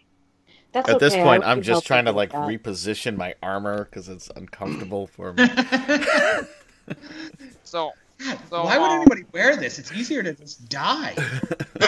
I'm looking at him like, because I'm wearing my own, and I'm just like, no, just hold still. And I'm like trying to help him like adjust it.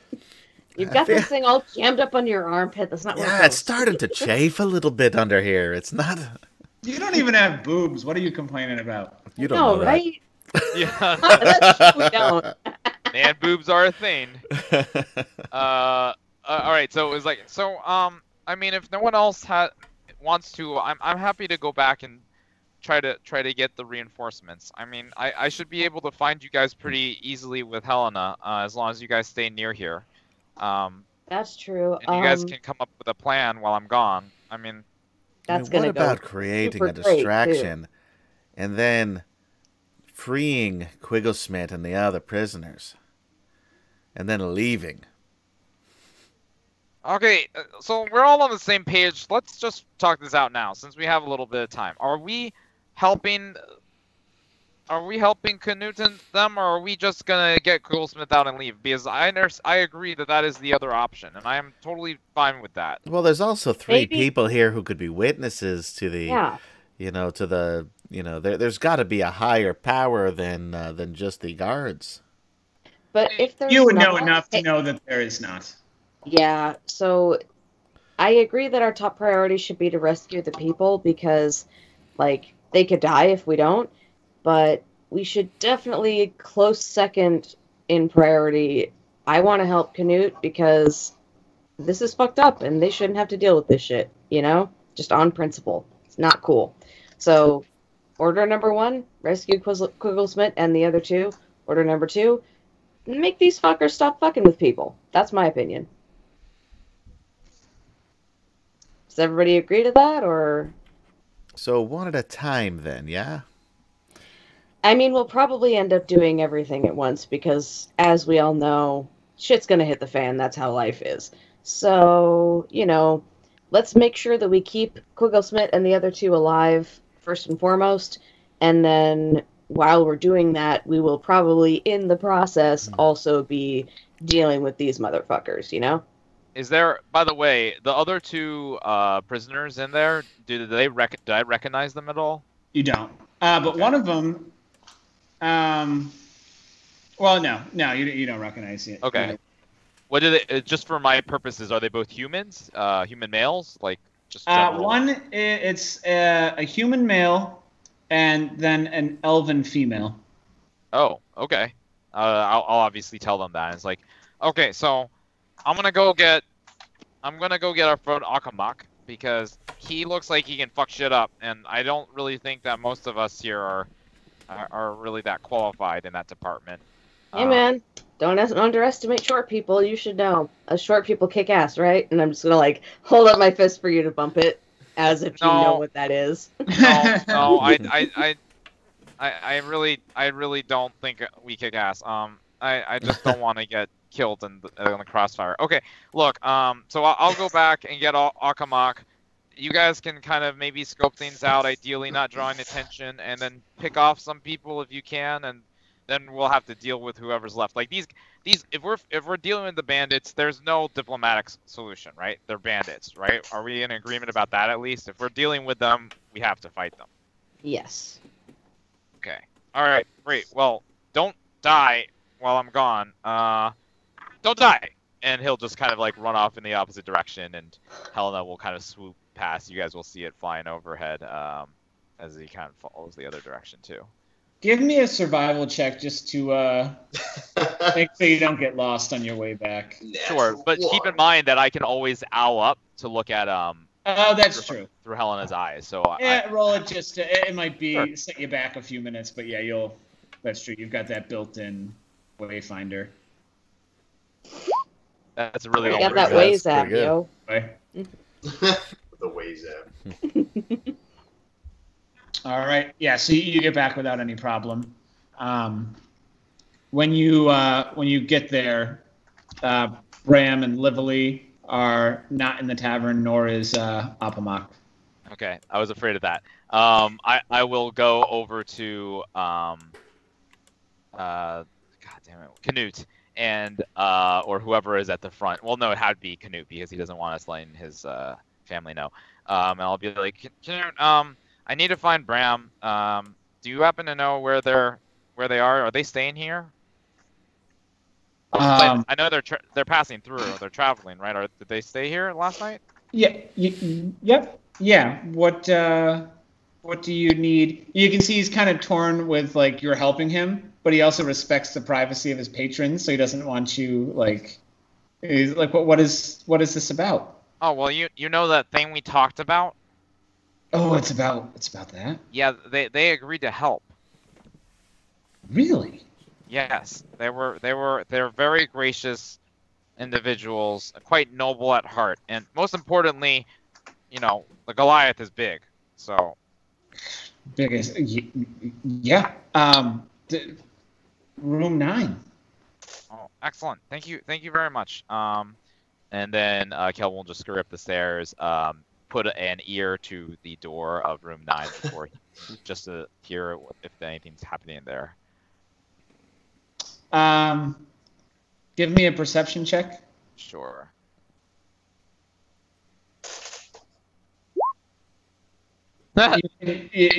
There's maybe some sort of movement inside, but you can't pick it. No. Okay. He'll just like rap on the door sharply and try to stand up straight. It's like it's Kelwin. Hi. You hear a thud, and then there's loud steps across the room. You can deduce immediately that he gave you Apamak's room, not Oh. Oh, great. And so he opens the door, and he goes, hello, little friend. Hello, big friend. We are in need of your aid right now. We have found the bandits' camp, and in fact, some of the prisoners, including our friend who was kidnapped last night. And we're about to ideally start picking them off. But well, that's excellent news. And he claps you on the shoulder, like so hard you almost fall over. Oh, ow, thank you. Well, would you be able to lend your arms to the cause? I think that, there are quite a number of them out there, like 6 plus a wolf. Is that right? 7 plus 7 plus a wolf? 7 plus a wolf, yeah. 7 plus a wolf. So, we only have really our party, so we're a little outnumbered right now, and His expression changes, where it's just that, like, you can gather that he is very serious about what he does, and for whatever reason, he's got a soft spot for you. But then, like, he is a professional. You know, he goes, "Where is this camp?" It's in the woods about a mile from here. About a mile from here. Yes. Absolutely not, my friend. Right. You have to protect your employer. He appreciates your intelligence. He doesn't have to spell it out. Oh dear. Okay, well, I don't want to ask them to go in the woods. That doesn't seem right, but... Oh, speaking of which, I meant to ask you this since I spoke with Bram, but they mentioned that you're taking them to the clearing of Kiana? I am, indeed, yes. So, out of curiosity, have you been there before? Like, I'm from that area, so I know a little bit about it. I've made this journey 7 times. 7 times? Holy crap, you must be really strong. Strong, yes. It's the Wildwood is not about being strong. It's about understanding animals. Oh, I see. Okay, I hear you. I can talk to animals myself, so I appreciate that. That makes sense to me. But okay, well, I mean, we could really use your help. Do you think that it would be reasonable to ask Mr. and Mrs. Helton to come into the forest, or do you think that they wouldn't be receptive to that? I mean, they are going to go see animals in a forest, so I don't know if a mile in the forest is that much to ask, but you know them better. See that he how do I put it? I think you're maybe wearing on his patience a little bit.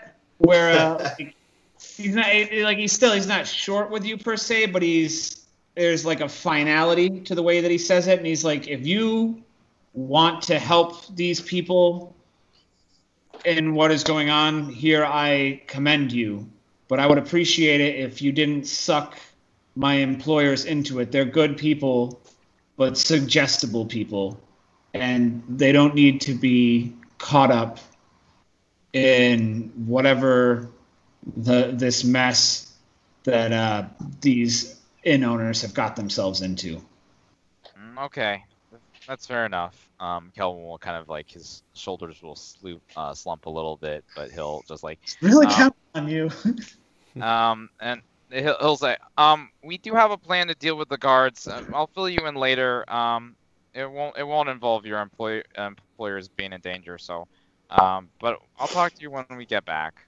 All right. And he kind of softens now that you're not like fighting him on it. And he goes, I do wish you the best, my friend. Okay. If we don't come back, well, it's never mind. If you don't come back, I will avenge you. Okay. Thank you. And Kelvin will just like kind of scurry back the way he came, trying to get back to his party as soon as possible.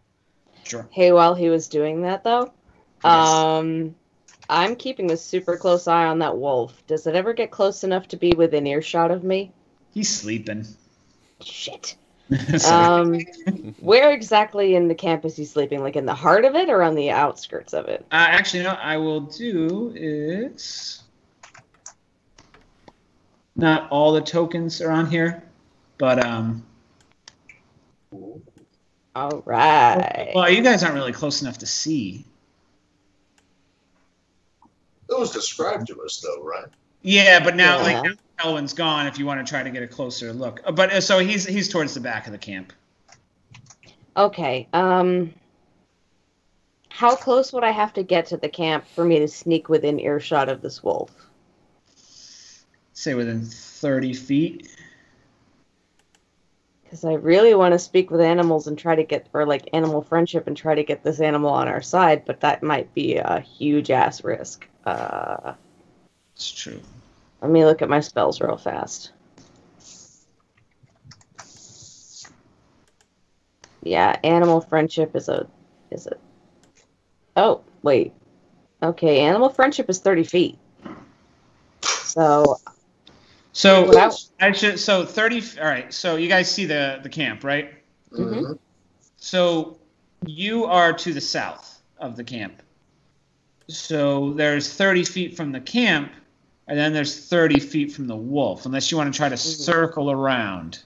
I would like to circle around as like in a wide circle so that I'm 30 feet away from the wolf. Okay. And then I say, this sounds like a bad idea. And then I would like to cast Animal Friendship on the wolf, please. Okay. So give me a stealth check. Okay. I mean, you're going wide, so it'd be a low DC. Sounds good. Don't fuck it up. Oh, you fucked it up. Yep. That's a 3. God! So what's your backup character? Rip Denalcy. It's a ranger, so... So may already be in the woods. Yeah. Step on the loudest fucking stick ever. And it just echoes through the wood like a gunshot. And you see all the, the bandits are kind of like lackadaisical, and that happens. And like half of them are still just like assuming it's nothing and go back to it. And the castman's like, hey, lazy fucks, go check it out. And he sends 2 of them off to go check it out. And as he like, so the 2 get to like, so you're kind of over here, like farther that way, but yeah, northeast west of camp. Yeah. And before he goes, he whistles, and the wolf wakes up and starts going with him. As soon as the wolf gets within 30 feet of me, I am casting Animal Friendship. Okay. So I will give you a another stealth check if you want, because the first one was to move silently. Now that they're coming for you, I'll give you one to hide. Thank you. If that's what you do. I have, as a Lightfoot halfling, I have naturally stealthy, and the wording on this is kind of vague, so I want your opinion on it. It says that I can hide even when I'm only lightly obscured by at least a creature that is at least one size larger than me, but does that extend to, like, trees and shit? Because I know it says, like, a creature... I mean, you could hide behind a tree anyway. Yeah. But that's, like... that one comes to, like, if you're in combat in, like, an open area, you can just hide behind a river, which is... Okay, cool. So that doesn't help right now, but that's okay. Well, you don't need it right now because you could. That's for situations where you normally wouldn't be able to hide because there's nothing to hide behind. You're in the woods. There's plenty of place to hide. So I'll just stealth again to see if they'll see me. Better. That's better. Not great, but better. All right. So the good news is that neither one of the people see you. But the wolf does. The wolf does. Well, he picks up your scent, is what it is. And you can see as he gets close, it's actually not a wolf. It's more akin to like a big weasel. Like, anybody know what a fusa is? No. So a fusa is like this jungle cat-looking thing, but it's actually in the weasel family. So picture like I don't know, like a big... hefty rodent, like the size of a wolf, but like just kind of a longer, leaner body, but still like, over 100 pounds, still like a good size. I don't give a shit as long as it's a beast. I'm casting Animal Friendship. Before you do that, I just want to make sure you know that the charm effect. I just want to make sure you know what the charm effect does in this context, because so charm means that they can't attack you or target you with harmful abilities or magical effects, and you have advantages to interact socially with the creature. That's it. Right. You can't tell it to attack other creatures. You can't. I know. Right. Okay. Yeah, I just don't want it to tell the other people that we're here and or attack me. So I just want it to be chill. That's all I really want it to do. Sure. Please. And it lasts for 24 hours, so this can still be leveraged nicely. Yeah, given the situation, it's going to be there's no save, right? There is. Mm-hmm. Wisdom saving throw. Always wisdom. Oh, okay. Oh, wisdom save. I see it now. What is the DC? The DC is 12. Oh boy. I'm shaking this for so long because I'm so scared for you rolling it.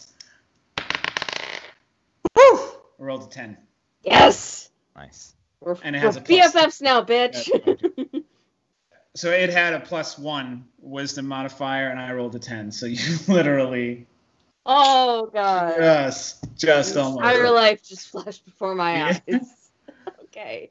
So like you can see it like starts to smell something, and then it's not like a super intelligent creature, but it's intelligent enough to know that they want to kill you. So it's like, ooh, ooh, ooh, there, and then like you charm it, and it just like in an instant just kind of starts sniffing off in like another direction and leads them away from you. Thanks, buddy. And I'm just gonna wait and see if they follow the creature. Yeah, oh yeah, they're like Cool. they're trying to look around on their own, but they're following his lead. That's why they called him. It was one of those like, wait a minute, if we're going to look for something in the woods, the thing that can smell. Nice. And as soon as they're far enough away, I'm going to be as quiet as I can and just slowly sneak back to my friends like, okay, I kind of fucked up, but then I fixed it, and now their animal likes me. It's not a wolf. It's like a big weasel. That's hella tight. Like, if we could maybe not kill it, because I kind of want it for my own. But we'll come to that when it gets there. Like, Quigglesmith, like, that's priority number 3, okay? But just don't kill the furry guy. Right? Priority number 3. But kill everybody else, though. Yeah, it's like, okay, don't kill Quigglesmith or anybody else in that cage, alright, Tajit? Don't kill the furry guy, and everybody else is fair game, but not right now. Just wait for us to tell you, because we have to do this really, really carefully or we could all die, okay? So none of us should then go sneaking through the woods closer to the camp without explaining the plan to everybody else, then, is what you're saying. Yeah. Yeah, don't... do what I say, not what I do, okay? I didn't do that. No, you didn't. I did. But you've been great, I have to say, Tajit. I've really been impressed with your restraint. Oh, thank you. I've been working on myself quite as of late. I think that I'm improving very well. See, this is why he's a good dude, okay? Okay, he's a good guy. He's a good guy. I'm just gonna go sit, like, off by the side and just breathe really slowly and heavily, like, meditate, try to calm down after what just happened. You were one bad roll from most likely death. So. I know. Oh, God. And I'm just gonna sit there like... Scary. All right. Yeah, I like Denal's Inn when we die. I know. Me either. All right. So at this point, Kelwyn, you wait around for a few minutes, and Kelwyn returns. So bad news. No Alkamak. We can probably get his help with the guards, but I think bringing Bram and all the way out here is not going to fly. So yeah, we don't have that. But the good news is, we can still wait for them to do a patrol or something. Have they been doing any patrols? Have you guys seen any of them leaving the camp? Are we able to maybe like split them up? Well, Denalsi got close to the camp than anybody as she was trying to play with their weasel, so maybe you should ask her. Okay, look. Okay. Is that a euphemism or something? No. No, it is not. Okay, look. Good news, bad news. Bad news, they heard me sneaking up, but good news, they were mostly following the big weasel guy, and I cast a spell on it, and now it likes me. And I can't, command it to kill everybody in the camp or anything, but I was able to get it to, be super chill, and so it led them in the wrong direction, and they didn't see me. So, just FYI, the weasel is very chill right now, so it's less of a problem than it was before. It might even be a boon to us. Who knows? So that's what happened while you were gone. Is it possible, with this charm you said that you did on this weasel, is it possible for you to maybe get it to lead some of them away so we can deal with them separately, not all as one large group? Yeah, I mean, it's not going to attack me, and as long as we don't hit it, as long as we don't hurt the weasel, it'll keep liking me. So it's not going to hurt its friends, but it also won't hurt me. So as long as we don't hurt it, it should do what I want. To lead the weasel and a few of them out of the camp, and we can attack them, and then maybe deal with the weasel afterwards. How long has it been? Are those 2 or 3 guys still with the weasel outside the camp anyways? No, they're back by now. Okay. So at this point, it's been, I would say. All right, so it's talking man, and he comes, and so right now we're probably, I would say, like 2 o'clock in the afternoon, between all the conversations this morning and the talking forever in the room and tracking out to the camp and going back and coming back, and so we're getting into like early afternoon. And as you guys are talking and try to formulate a plan, Caspin gathers up his goblin and his other 2 thugs and starts heading out. Oh, hey, Just look, we didn't even have to do it. Yep. Okay. I guess I will tell them that because I assume we're still not that close. So with Helena and the vision, I'll tell them that they're splitting up. Also, just like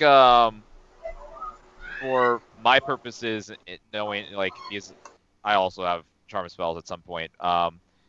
How do you rule like charm spells where it says that they're charmed by me? Do you view that they would those people as still equally hostile towards everyone else in my party? Like if we're all enemies, and then I charm them, do they view like my party as enemies still? Will they just still continue to attack them? Yeah. So they do, but they like you. So it's probably would boil down to a persuasion check. Okay. Whether you could be like, hey, let the fact that you like me make you forget about, like, these guys are cool too. They're with me, Right. It's not a given, but it could work, could not. Okay, good to know. Thank you. So as I see the goblins walking away, I'm gonna pat someone on the shoulder. Wait, don't you think that we should do something about them? I mean, we should let them get away, right? Right? Well, let us. Why don't we try to ambush them a little bit further away, like maybe half a mile? Like we can follow them for a while and then close in on them a little bit. I mean, we don't want them to be any too close. And if we are going to do this, Tajid, I don't know what happened last time, but don't do whatever you did last time. That was really loud. Like they'll hear like for really far away. So don't do that, okay? Yes, okay. I will not do the thing that I did last time, okay? Can we go now? Yes. Let's go. And so because we're trying to ambush them, we're probably going to be moving a little bit closer to them than we were before. But still, like, I guess I don't know. How far out do you guys want to be? I'm good anywhere within 80 feet. They took the weasel with them, you said, right? That's what they were looking for, Denalsi. So those 2 guys who went with the weasel are they like it's the Fusa. The 2 guys and the Fusa, and then there's one guy who's just like been asleep half in his tent the entire time. They got left behind, and it's the goblin, Caspin, and the same 2 guys from last night. So maybe we want to go for the camp first. Yes, I agree. Yeah, let's go for the camp. I think that makes the most sense. If one is sleeping, we can subdue them, and then maybe hide in the tents and surprise them later. And also free the hostages, which is a major priority. That's like priority number 1. So let's focus on the camp. Freeing them. Yeah, but like we kill the guys first, and then we free them because there's fewer dudes at the camp, Okay, makes sense. Less people, definitely better. I'm on board. Yeah. Well, I'm gonna stay back here where it's nice and safe. You guys can go up there and do your thing, and I'll try to like support you. That sounds good, bro. Let's do this. And we will be relying on your intelligence on where the placement of these individuals are as we approach. Right. Yeah. No, I can definitely tell you that stuff. I'll just have to whisper as we do it. So let's maybe wait a few minutes so that these other guys get far enough away. I'll make sure to have Helena go up into the air and see if they're continuing to travel along and aren't coming back, because obviously that would be bad. So how far do you want to let them get, or how long? So you can gather just from how long it took them to walk in and going through the woods. So you figure maybe it would take you 10 minutes to walk a mile on flat ground. It's probably more like 20 minutes to walk a mile through the woods. Okay. Yeah, probably. I would have Helena tail them from a distance without me using vision, and just tell her to come back after tailing them for like 3 minutes. Okay. And yeah, so 3 minutes, they get. I mean, that's not too far. That's a few hundred yards. Yeah. From you. Yeah. All right. So are we going now? You guys want to lead the charge? Do we have Wait, a wait, plan of before- action here instead of just bomb rushing the entire camp? Now I know there's only a Bomb rush? left. That sounds like a great idea. No. But wait. We'll do that after I talk to my weasel friend. And I look at Alistair and I'm just like, okay, let me talk to the big weasel boy and see if he can help us at all. Maybe he can lead the 2 awake ones to us. We kill them here, and then we take the sleeping guy at the camp, Like, split them up even more, Aren't there 4 guys here? No, there's 4 guys that left. There's 3 dudes left, and one of them's sleeping at the camp. Okay. Plus Yeah, the weasel. 3 guys and the Fusa. So Got it's it. like. Got it. Okay. I don't care how you guys do it. Just do it. All right. All right, let's do this. And so I'm gonna get within 30 feet of the Fusa again. Like, do I need to roll stealth for that? Oh shit! There's a turn order up. Oh shit! There's a turn order. I saw that. Well, I mean, you guys. Oh, that motherfucker! Like, this isn't my idea. This is. I know. Who's doing this? What is there going to be a fight? Why would the DM do this to us? So are we all sneaking with Denalci, or Denalci, are you trying to? Do you want to go by yourself again? I'm gonna sneak by myself to the Fusa. I don't want to fuck any of you guys up. If I die, I die. I don't want you guys to get killed too. So. Okay. Sure. So I'm gonna get within 30 feet of the Fusa again. Do I need to roll stealth? Oh yeah. Okay. Not bad. Could be worse. Oh, that's fine. Okay. So I am just going to try to get the Fusa's attention and just try to motion to him to come towards me slowly. Like, I heard a noise in that direction, people. Follow me. Like, slowly towards me and my folks so that we can ambush the 2 awake guys, if that makes any sense. Sure. Yeah, so he just like he doesn't really, he just walks off, but it happens to be that no one notices. Oh, okay, so we have a Fusa now. Great. So I guess the other 2 people didn't notice, but now the Fusa is with me, and so I'm just gonna he knows I'm friendly and I'm not gonna hurt him, so I just give him some pets, like try to make him like me as much as I can. I'm just gonna be like, you're a good weasel. You're the best weasel. Shit. I'm gonna... Okay, they didn't notice, so I'm gonna ritually cast Speak with Animals if I can, please. Well, that'll be 10 minutes. Yes, yeah. They don't... You didn't communicate with... Like, you can, but you guys, meanwhile... Yeah, we'll probably be going into the camp before the Yeah. So okay. you watch in that case, wait. Why don't I have the Fusa come with me back to the rest of the people? The rest of my people. Sure. So that I have the weasel now. And then I'll be like, okay, I have the weasel. The people didn't follow the way I wanted to, but if you give me a few minutes, I can probably talk to the weasel. Do you guys want to wait that time or no? All right, so roll stealth going back as well. Yeah, shit. Kellen, does it seem like we have 10 minutes? Oh, well, fuck. It's the same damn roll. All right. So the trouble of it is... The beast hasn't been persuaded yet. Yeah, the Fusa only likes you. Yeah. So when he sees everybody else, he gets very aggressive. Oh, Why did you bring the fucking monster here? What size? What size is it? Medium. It was like comparable in size to like a wolf. Got it. Okay. It's like, cool. oh God, no! Wait, I'm just gonna try to like pet him and calm him down for a bit. Does that work at all? Give me I'll take an animal handling or a persuasion check. Animal handling, it fucking is. Wait, am I? Yeah, animal handling. Oh, okay. Yeah, you're able to calm him down. Wow. Yeah. And he just keeps like looking at them and then looking at you and then looking at them and then looking at you. So And he it's finally cool. calms down. They're great. They're super chill.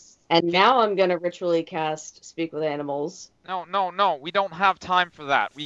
They might be coming back any minute. It's gonna take them like 20 minutes maybe per direction. Like let's just go.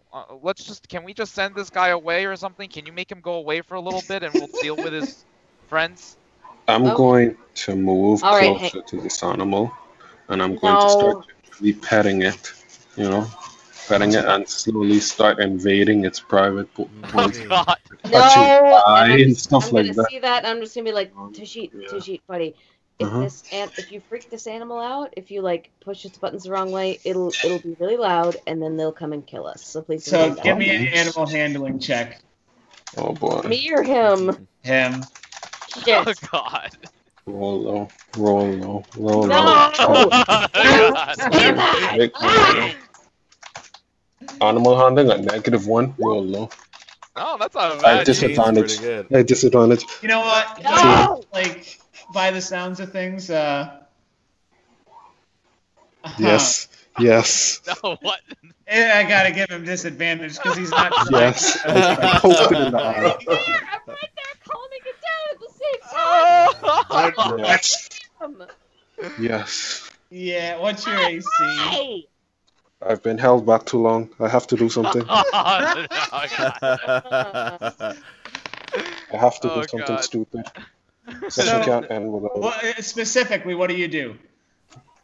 All right, so like I said, I'm gonna be, touching it very, very gingerly at the start, and when I see it, it's fine with that. I'm gonna start pushing the boundaries, right? I'll pet it, and then I'll start poking it in the eye, and Yeah, I'll look at her while she's talking to me. Oh, pushing buttons. No! All right, so Fuck you. one poke to the eye, and it just like swats at you, and it misses you, but it was like claws out, and then it's just kind of sitting there, and it's got that like low animal, growl. And what do you do now? Oh, no. Look at it. Kelwin's running away. Kelwin is straight up running the opposite direction. So is So I'm gonna look at Calm it, it down at all? Or Like- no? but I'm gonna still be touching it while I'm looking at it, though. Can I try to calm him down at all, or is that not an option at this point? Yeah, at this point, like it definitely likes you, and but it's like its attention is now on Tajit. So do you push it any further, or are you back off? Yes. Yes. God damn it!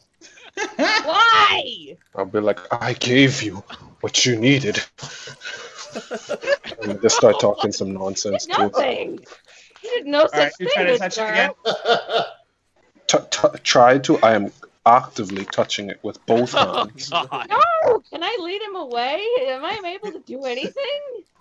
So it's like he keeps touching this thing, and it like pounces at him. And he just like kind of steps to the side, and it misses, and he's just like surprisingly graceful. And it like you're watching him just fuck with this wild animal, and the animal can't seem to do anything. It's like swatted at him and lunged at him twice, and he's just like sidestepping it ever so casually and still like poking at it. And it's actually quite impressive. Like Just like, anybody who just hold still. I Kelwin am sees none of staring this. daggers That at one you. sees I am like druid crafting as many blue flowers as I can in your face if that helps at all. Probably not, but whatever. aside from Still the let me touch you. of this all, Yeah.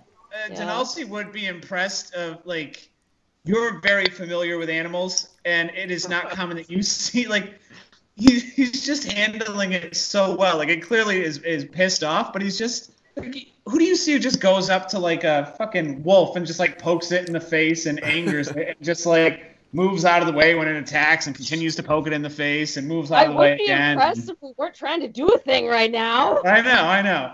God So I'll damn be it. walking up and like, just let me touch you. Buddy, All right, yeah, I Well, mean, I it's see you that- can touch him go all on you want until when we're he done eventually with the thing. are we just gonna keep rolling attacks until eventually? No, I'm gonna see the blue flower. I'm gonna get that attention. Yeah, there's Okay. a pile of them in front of your face, boy. Okay, and then I'm just gonna like go back to the. Give me another animal handling check to calm down the angry Thank you. Fusa. Please, please, please. Shit. Nice. It's like it's not doing anything, but it doesn't seem calm. Okay, can I just like try to lead the Fusa deeper into the woods away from my friends to try and get it away from the whole situation? Yeah. And whatever rock Kelvin is hiding behind, I'm hiding behind him. Kelvin dashed like at least 60 feet away, and he's like whisper shouting, "Kill it! Kill the creature!" No, fuck you! I'm whisper shouting back. But All we're right, not sure yeah. which creature he was referring to. I'm just gonna go in the other direction away from Kelvin. Just in the other direction. Like, I want to be, like, I can still see what's going on in the camp, kind of. Sure. Like, if an explosion happens, I'll know, but, like, not super close. It's just like, okay, buddy, let's just go that way, away from the crazy guy. And just so, public River, disclosure. ever the consummate professional, what are you up to? Yeah, just public disclosure. I have both of my weapons out. I'm just observing. Not so much caring what's going on, because Denalcy reassured me that she had this beast under control. But I'm looking to see if anyone from the camp approaches, and if they do approach, I am going to immediately pounce on them. Sure. So you've been studying them for a few minutes now, and you're not overly concerned. You're sizing these guys up, and you're figuring they're probably left back at the camp for a reason. Like their fucking wolf snuck off like 10 minutes ago, or their Fusa snuck off like 10 minutes, and they don't even notice yet. You know, one of them is probably. While past I'm out there by myself now, can I ritually cast Speak with Animals now that there's no one here to bitch at me about it? I mean, you can do it, but the game's going to progress. So, yeah, so Denalcy's gone for 10 minutes. Okay. in that Fuck 10 you minutes, guys, I'm we- casting Speak with Animals. Okay. So I guess we'll once the animal's gone, Kelvin would come back to the others and be like, okay, so we got how many of them are left now that the animal's gone? Like 3, right? I'm still not sure that I understand this plan. I mean, It's simple. you It's go simple. in and fuck shit up, Master Alistair. I'll be back here watching, and I'll throw say, in some fire and Yes, you stuff. kill them, Ajit, and then I You heard the man? Into the camp. There you go, boy. Go and get him. Get him. Get him. I'm not there. I'm hiding from all of the things that you're about to do. So I So, guess we Tajit, should- you just got told to go kill people. Yeah, I'm just thinking. Yes, you go and kill them, and then I just scoop their blood up, and it'll be nice. I should help. Wait. I mean, I You can shouldn't have my fair share of the toenails Should there, help, too, shouldn't I? sir. Shouldn't we at least try to like sneak up on them a little bit? No. No. I'm No. gonna rush Okay. with it. I Well, have if to he's- pee if again, he's- so I'm if he's leaving. rushing in, the I'm rest of us leaving. can You are sneak up. on your own. Okay. I am going to. Okay, then I guess let's sneak up, and I guess Tajit will run in. I guess that's Yes. the plan now. If Okay. he runs up, I'm going to run in behind him. He's the distraction. All right, so is Okay. Tajit, are you moving, or are you just, like, talking I'm about it? running at them with shocking grass in both hands again. Yes. I feel good about this plan. Yep, initiative, please. I have full. Oh, jeez. neither Kelvin nor Alistair really want to fight. Oh, yeah, you guys are getting me. Tajit is ready to go, and so is River, 17 and 16. It's This almost actually- poetic.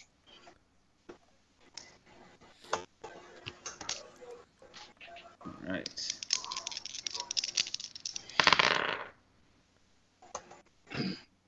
Okay. All right, so we are going to do this, abridged style. So for all our viewers, you get to see your first run at, unless you watch the session 0, first run at abridged combat. Oh, Tajit, you're gonna have to click your initiative again. Oh, I didn't even have my token on. I Yeah. forgot. Let me reset it real quick. What? Drag that on. My initiative there. And then what did I roll? A 17? 17. Oh, Oh, you got it again. Look at That that. was easy. Yeah. Nice job. Excellent. All right. All right, so Tajit is charging in, and he goes first. It works Elwin's out hiding well. in the meantime, so I'm gonna go ahead and roll stealth. Yes, bring the blood to me. Bring the blood to me. So I'm gonna go up to them, really crazed, and I'm gonna put my hands together and create a ball of roiling fire. When I get into them, fall. I'm gonna just spread all my fingertips out and cast Burning Hands, trying to catch as many of them as possible, if not all of them. Oh Jesus! Yeah, so you can get you can get 2 of them. So you see their placement on the map. You got 1. Oh, I don't even 2. see where. Yeah, they're not token. Yeah, they're just like these little images things. Oh, okay. Okay. One was sleeping, right? Well, yeah. they're not sleeping anymore. Taji ran in there and yelled, like, fall. Oh, God damn it. So. Should I put my token on here somewhere? Hello, sir. Yes. Like to the south or to the west, or where should I put myself? So you guys would have been in this general area, wherever you would have taken the Fusa. I would have gone like over here-ish, so that's where I'm going to put myself. Okay. I'm going to roast, you know. So where they're sitting, you could get 1 right now, but not both. And then the other guy, so the guy in the tent asleep is over here. Hold on. If I can only get 1, I might do something different. That's not really... Yeah, no, it's an AoE spell to target 1 person. Yeah. Alright. Huh. You said one of them is asleep? Yep. Well, not anymore, but he's over here. He's prone, right? He's not going to be asleep for long. He's prone. Yeah, I mean, you're not even sure, actually. Hold on, let me see. Oh, yeah, he's starting to wake up. Shit. Let's see. I'm going to go ahead, run up to him. Yes, yes, yes! Well, raise my hand, create a leash of lightning, and whip it to the guy. And then cast lightning lure on him and try to get him to pull, or try to pull him into me. And then touch him with my other hand. That's charged with lightning.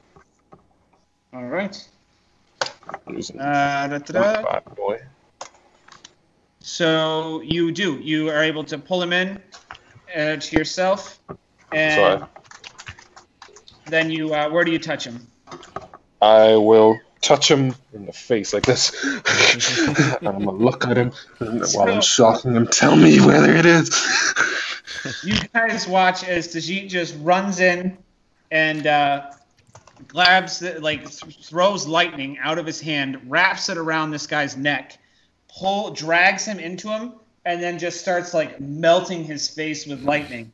And the guy drops to his knees and he's screaming in pain. He doesn't seem to be dead yet, but Jesus Christ. He wishes he was. I wish he was. Yeah. Kelwin mouths to Alistair, hiding behind the bush. What the fuck? All right, that's why I sent him in. And then River, you're right behind him. Actually, you would probably pass him along the way if you wanted to. Yeah, so I'm going to run up to this other guy who's sitting there, and I'm just going to, both swords out, just lay into him the best I can. Sure. Oh, I cut my hand before I did that, by the way, for my dagger. Because I always gotta. Oh, I forgot that you did the rolls on this. So this guy is it all happened so fast that he's still trying to fumble for his weapon and stand up. Mm-hmm. And your first, you basically just kind of double stab at him, and one of your blades sinks true, but the other one just kind of just narrowly misses off the side. But you start running right through the gut, and he's not looking too good either. Okay, good. These guys just went from nothing ever happens. They're just kind of it's like they're the getaway drivers of the lookout, or they stay at the camp and watch the prisoners, and in an instant, terrible, terrible things. Yep. Okay. I'm just gonna take a stance, combatively. Sure. All right. So the guy who Tajit's face is melting manages to try, he just pulls a dagger out and tries to stab it into Tajit's leg, and Tajit lets go of his face and just catches his hand and stops him from stabbing him. and brings up Alistair. I pull my rapier out, and I looked at Kelwyn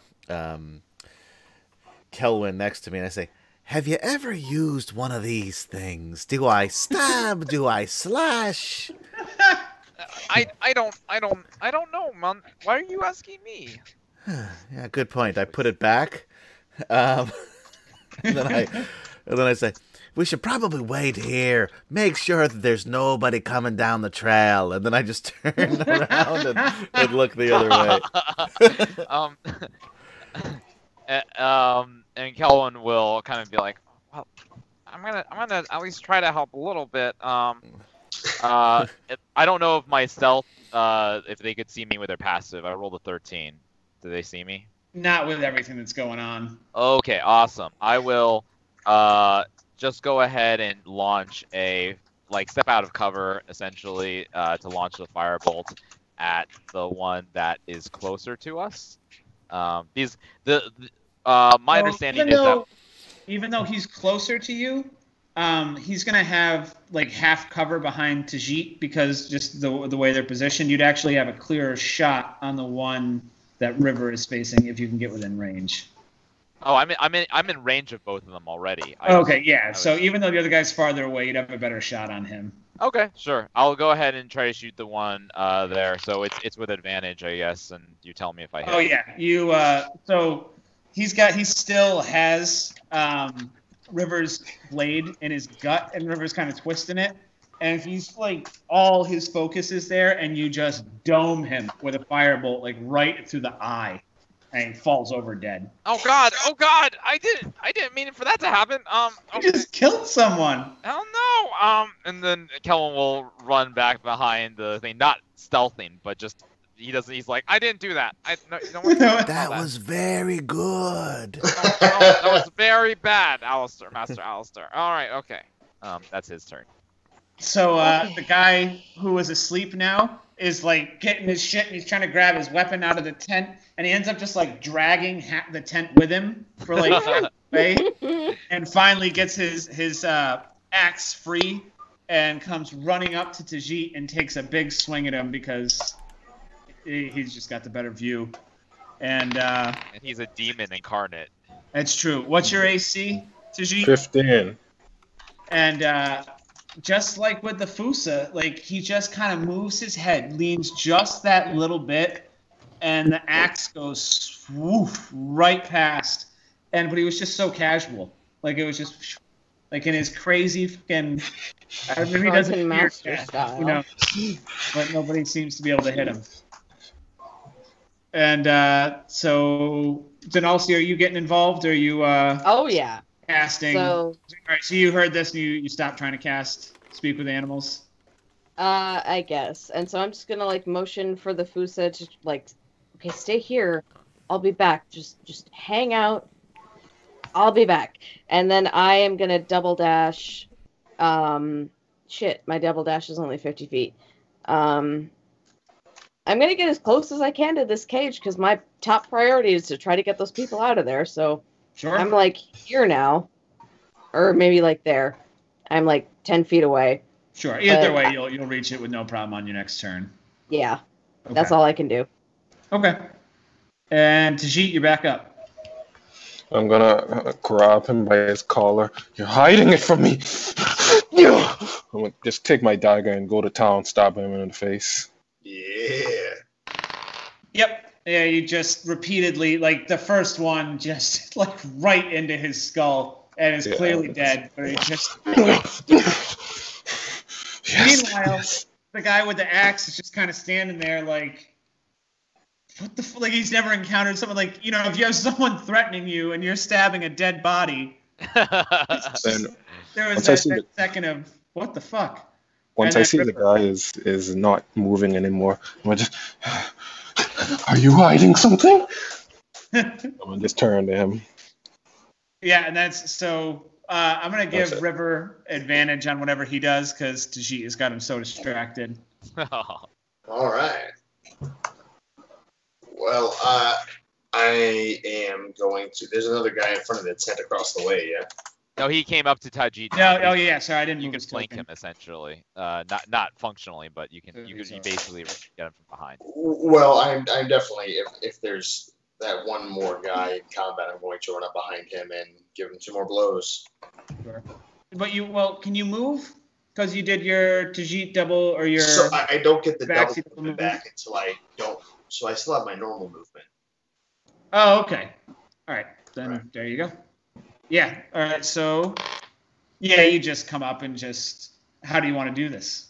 Well, I'd like to cut into his legs first to make sure his mobility is gone, and when I see he falls from that, I'm going to just come to the nape of his neck and lights out.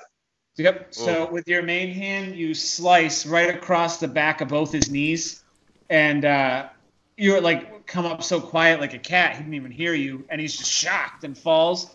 And the last thing Tajit sees is this look of horror and confusion before he is just decapitated. Or yeah. And that was congratulations. That was your first official combat. That wasn't against children. Hey. When the guy dies, I'm gonna dip my hands in his blood and just smear it on my face and just sniff it. Yeah, so I was going to give Tajit a nod, but after seeing this weird shit, I'm just kind of like, okay. It's not the same. It's different. Cohen's gonna look at Alistair and be like, "We are not traveling with that anymore." Are you kidding me? Did you see what he did? Yes, but it was so violent. He's out of control. No. If he were out of control, he would have attacked us. He attacked them, and it was beautiful. The death be too violent. I know, right? I'm gonna shuffle to the other body now and sniff its blood. It's just not You figure one was probably O negative, and this guy seems to be like an AB positive. Yeah. There were others, right? We just need to go back to the camp and get the others, right? Right? All part of the plan. Hey, buddy. Hydrangea. And I just give him like a big ass blue flower. Like, stop doing all that weird shit you're doing. And I'm gonna try to unlock this cage that has all these hostages in it. Please. Oh yeah, no, it's like, I mean, you want to unlock it, you want to break it down. It's not super. Break it down. Yeah, let's just I'll walk break over it and down. say, I could probably pick the lock if somebody had any tools in which I could use to do so. Yeah, that's fine. And I just take my quarterstaff and I just go toot, toot, toot, toot, toot, and I just break down the door if I can. Yeah. I take a step back while she does that. It takes a little while because you're just hitting a stick against other sticks, but it eventually, I mean, you've done a little bit of wear and tear to your poor quarterstaff, just smash. But yeah, no, and the people inside look emaciated. Well, the two aside from Quibble Smith are, look, just haven't been fed. Or, but they're alive and they're super grateful. Thank you so much. I thought I was gonna die. Yeah, no, you're super not gonna die now. And also, here are some rations from inside of my bag. And, do you know what they were gonna do to you guys? Like, I mean, I'm glad you're alive, but I'm kind of surprised. Like, what were they talking about doing with you? They mentioned that we would, the guy kind of looks down and he's like, that she, in particular, would fetch a hefty price. I walk over to her and I kneel they're that down. kind of slavers, huh? And I say, don't worry. Okay. Help is here now. Yeah, it is. Kelwin's gonna be like, I'm going to keep a lookout with Helena in case they come back, because we need to be ready for them when they come back, right? Yes. And when they do, I'm looking at the people who have been captive while I say this, and when they do, I'm going to fill their lungs full of mud, and then I'll use mold earth so that they can see that I can make the earth do what I want, so they know that I'm being serious, you know? I'll just make, like, some little, like, you know, earth bulges come up and be like, whatcha!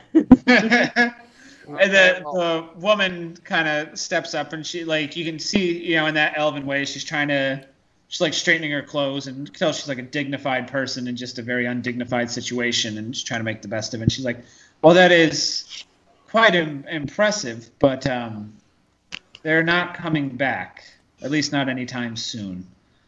When they left, they told the others to meet them at the place at the time.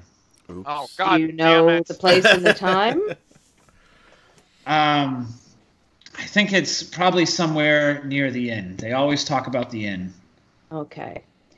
Well, I mean, you guys are free to do whatever you want. You know, have some rations, feel better. I won't hold you here. So if there's places you got to be, go. It's a good time to leave. Yeah, we should probably help them. I mean, they're here on their own. They're in distress. I know, but if anyone comes back, I mean, I don't know, if I was the one in the cage, I'd want to get the fuck out of here, wouldn't you? Yeah, but before they do, Quibblesmith, what happened? What do you know where they took your thing? Do you know where they took your wagon? Is it here? Is there stuff here, guys? Can someone look in the check it out? There's nothing here.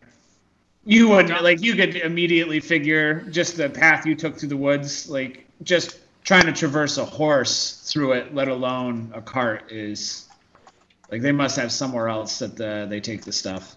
Got it. Say, well, allow us to help you back to the inn, and maybe No, our good friend Canute can hide you somewhere through a back door, and I hold my arm out for the elf woman. Oh my God, Alistair. All right. Okay, yeah. That's fine. We need to head back anyways and get another lead because we have to talk to Akamak and figure out the plan. Sounds like we're still gonna have to deal with all 4 of those bandits plus the guards, perhaps, unless we can somehow separate them. So. Oh crap! And Kelvin will just kind of like go back to his notes and like be thinking and furiously scribbling. I'm gonna go back to the Fusa and continue casting Speak with Animals while he's doing that. Yeah. So while you're doing that, there's like this among the prisoners. Quigglesmith is just kind of like taking it all in stride, and he's like, "Wow, well, I thought I was gonna die. So, I guess I lost my stuff, but I'm alive. So we would never have let you die, Quigglesmith." Thanks. Yes. And then the elven, but yeah, there's like this, like, well, what do we do now? Like, we can't go back to the inn. That's dangerous. And the woman pipes up and she's like, have you heard anything about a man named Jeffrey? Can't say that I have. Oh, I mean, maybe we're being rude. I'm sorry. I'm Kelvin. Nice to meet you. We know Quigglesmith because we were traveling with him, and that's kind of how we stumbled upon you all. But who might the other 2 of you be? The man introduces himself. I am Bradford, and the woman is, my name is Anilla. And Jeffrey was my husband. I know that he was dead, but still, I had hoped that maybe he had escaped. I've been here for some time. I should tell you. They have someone in the inn. I don't know specifics, but I've heard mutterings that it seems to be their leader, the person in charge. They always talk about meeting them at the inn. I mean, they're meeting their leader at the inn. Are you talking about we know about a guard, Clement? Are you talking about Clement? No, not the guard. Oh God, damn it! Kellen knew what she was implying, but he was just hoping against hope that he misread. Motherfucker! Okay, fine. So, the mastermind is at the end. Okay. Well,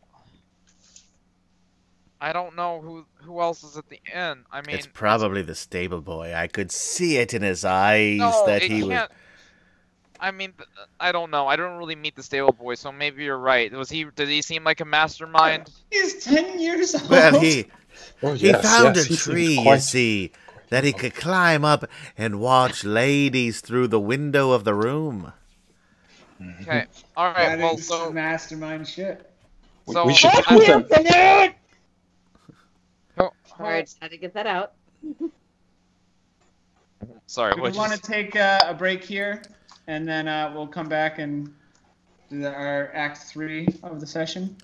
All right. Well, right before we do, I just say, I take the elf woman by the hand. I say, I'm so sorry for your terrible loss. If you ever need a shoulder to cry on, the name is Alistair Grant. And I kiss her hand. Meanwhile, I don't know if cats sweat, but River is just dragging his third body into the tent. So as you try, she pulls her hand away, and Wait, but if Canute was the guy, then what happened to his son? What the fuck? Not Did Canute. he Or- kill I his mean, own it- son? It's not obviously Canute. It could be the wife. He didn't involve us. Like if he's involving us in his business, that makes no I sense. know. It's not I Canute. know. Well, Who the yeah. fuck? Well, let's, That's what we're trying to figure out. We don't actually Yeah. like it's not obvious. So we'll be back in a few minutes where we try to figure out what the fuck. I know.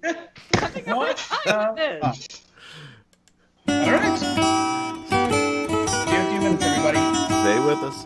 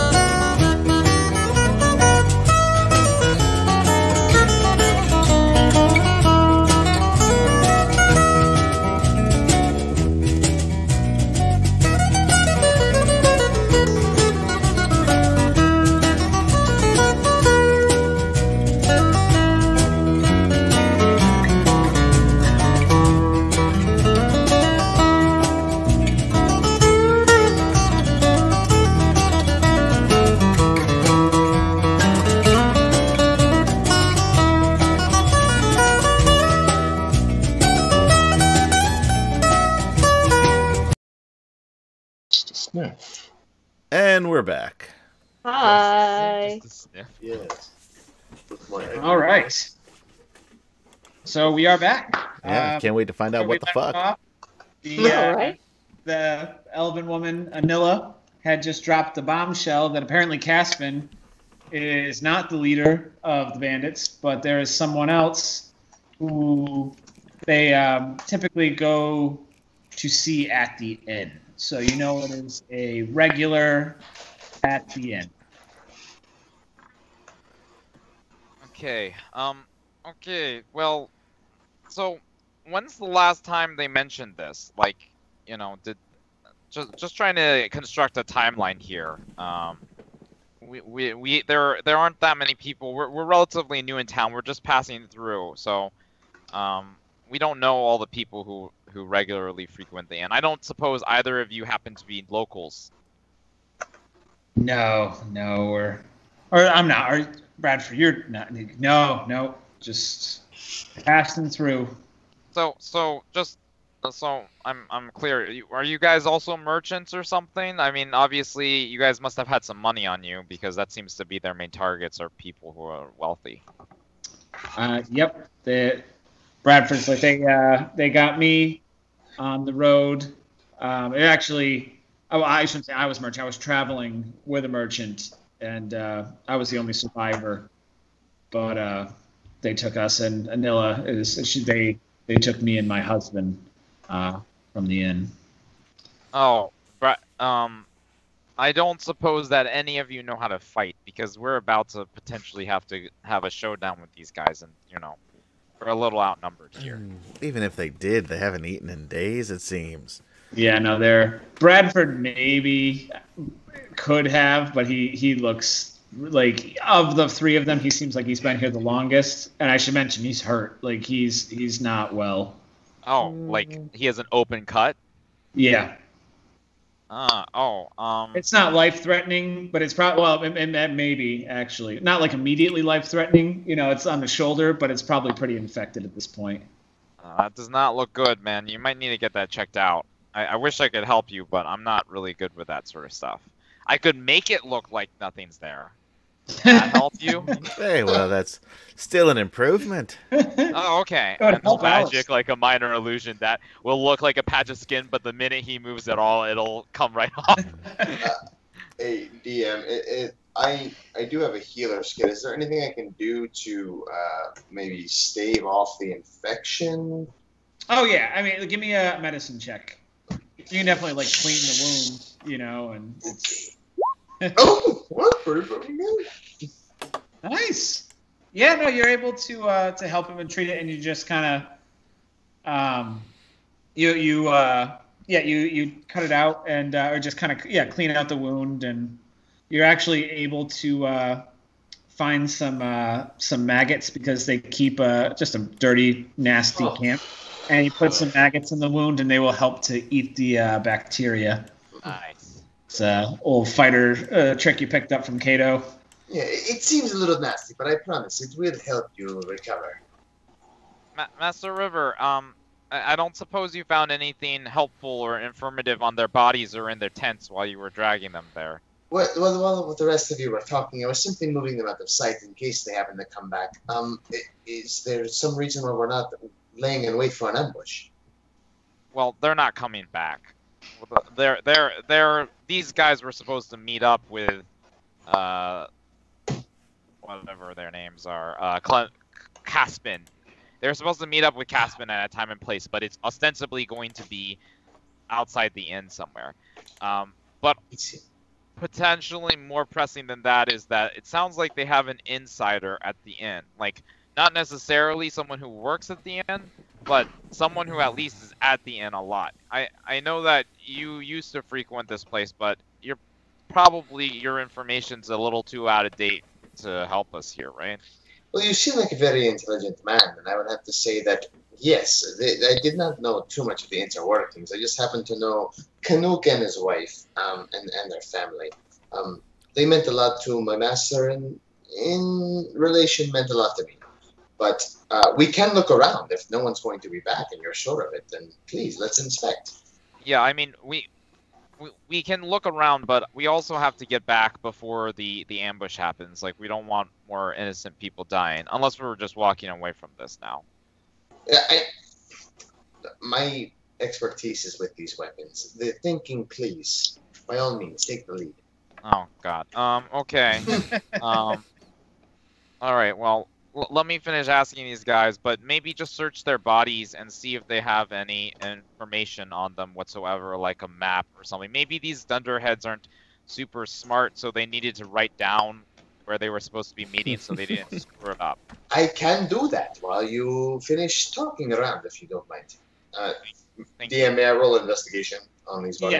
Yeah. Are you checking the bodies or the camp or both? I would be following Mr. Kellen's lead and inspecting the bodies for any kind of notes or notations about what's or the happening. tent. Yeah, Obviously, I'll start like, checking the tents. Drag them into the tent. So, Okay. Oh, wow. So, Alistair, give me an investigation for the other tents, and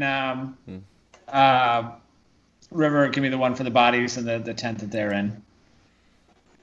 Well, Rivers was a natural Rivers 20. was a 23. Oh, damn. I got an 11. I am very proficient with investigation. All right, so so you're going through and you're searching the bodies, and it's a few coin here and there. You pick up 3 silver and 11 copper, and then if you're interested, they each have short swords. They're of poorer quality than yours, but I don't care about the swords, but the money I will take. yeah. And then you notice that the tent which tent did you bring them into, actually?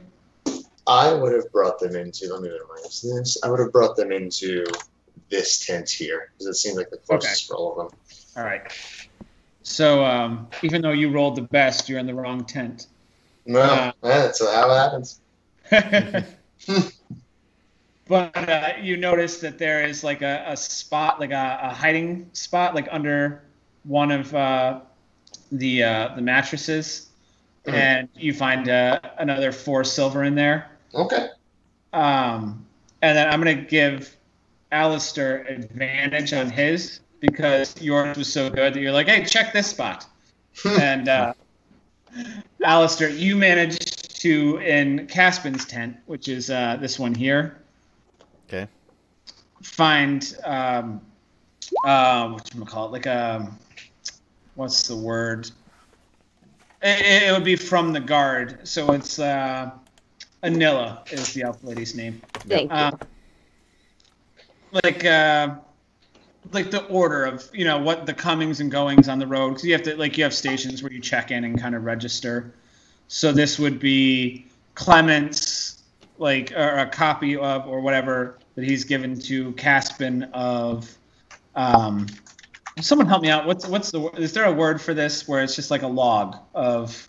And it's really driving me nuts that I can't think of the word. Itinerary. Yes, thank you. An itinerary. It's not the exact, but it's close enough. That was the word I was looking for. Thank you. And so you'll see a few dates, and some of them have been checked off, and there's marks next to some of them, and you can see the one that's circled is. Oh shit! I forgot the name. Sorry. One sec, guys. As we all pray for forgiveness for the DM. Mm-hmm. What the hell? I was hoping for money. But I guess I guess this is helpful too.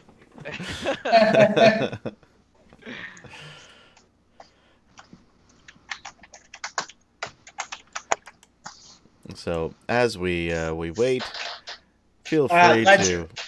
The name is Ledger, private caravan, and then the date was 3 days ago, and it was at it was at some place that was kind of far off. And of all the people to read it, Alistair, you will recognize that name. It's Ledger. Sorry. Just awful with the name stand. I apologize. I recognize it better than you do, apparently. I forget I know, right? Ledger Harlemont. And Ledger Harlemont is the right-hand man and main guard of Duke Rain Gannon, who is a duke, which is a big fucking deal. Huh. So does that seem like, based on what I'm reading, that that's the next target?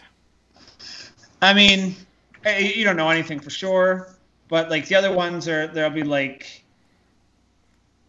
how do I put it? It's usually checks or X's, where you can tell that it's.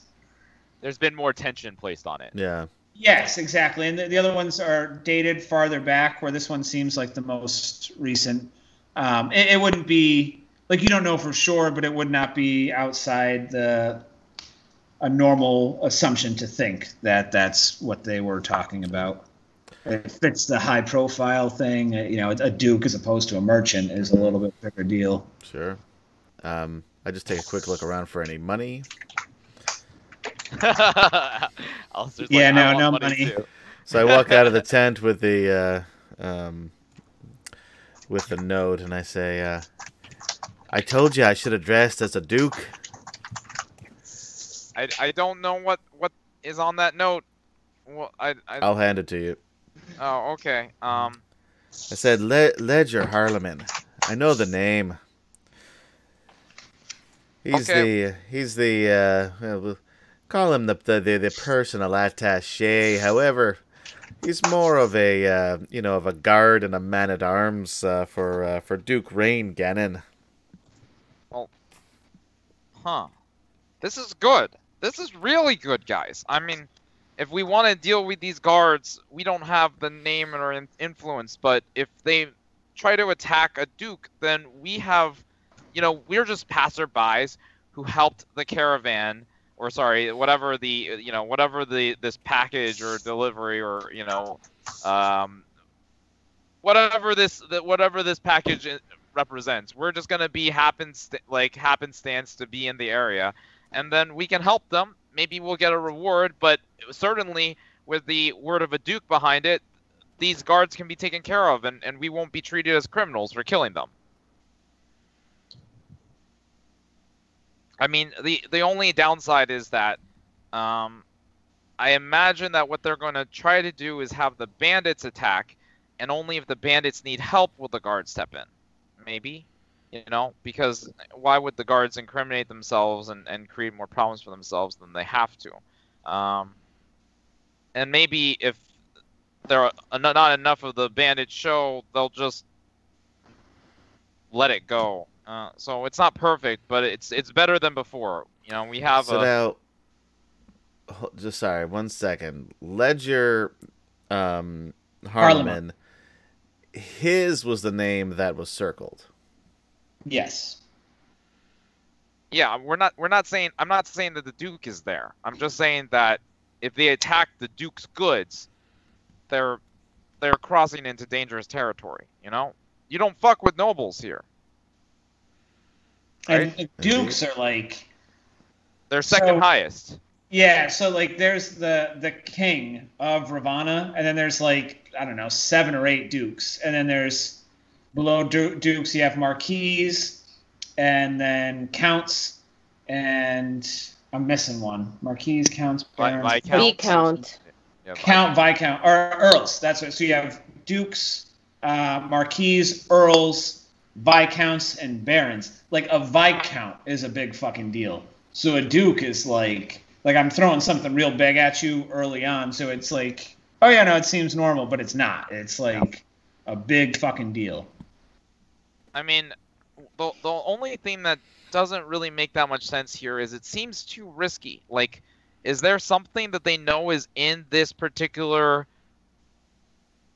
caravan that they really want to get their hands on? Because, I mean, why just attack a random duke's, guard? That seems like a terrible idea. I have to say, so fucking smart. Yeah, let's please. Not everyone is as intelligent as you. Maybe these people simply are getting a little too big for their britches. Maybe. Oh, Master River, one other very important detail. The person inside the inn, it's not Canute, right? Like, it seems extremely unlikely because he's the one who hired us. I don't know how much you trust him or whatnot, but I could see a very slim situation where Canute was involved and somehow masterminded all of this and maybe wants us to kill off his partners now because he's made enough money or something. But I am telling you, given the way that Rigella reacted to seeing those people, knowing that they killed her son, there is no way that I could say that Canute is behind all of this. They love their family very much. My master trusted them, treated them as friends. I treat them as such. Please remove that possibility from your mind. I say, everyone's a suspect. You can trust no one. I go into one of the other tents and look for money. And while all of this is happening, do I get any information out of the Fusa at all? So the Fusa you have gathered from talking to it has been nice to you because of the spell, but he is a vicious, like, fed human meat, taste for blood sort of animal. You got a bunch of dead humanoids. Keeps asking you if you're going to eat those. Like, he's like, so are you going to eat those guys that you brought to the tent? Because no one's eating those guys that you brought into the tent. Is that... He had the blood on his face. Is he going to eat the... I don't like... Tell you what. If you just go do anything else, like away from the inn and away from everybody else for the next 12 hours, when you come back, you can have those dudes in the tent. They're all yours. But I just need you to go lay low for the next 12 hours. Can you do that, buddy? What's an hour? Okay, go away. What time is it right now? I'm probably getting into like 4 o'clock, I would say. Crap. Don't come back until this time tomorrow, and then you can eat all those dudes in the tent all you want. Yep. Hey, just cool. Off in the woods. All right, and then I'll go back to the camp where the rest of my family, but my party is. Actually, probably more like 3 o'clock. I said 2 before you guys. It has been 2 hours since. Okay. So he won't be back till. I just go marching into the camp and I'll be like, "Good news! The weasel's not coming back till tomorrow at 3." I did good.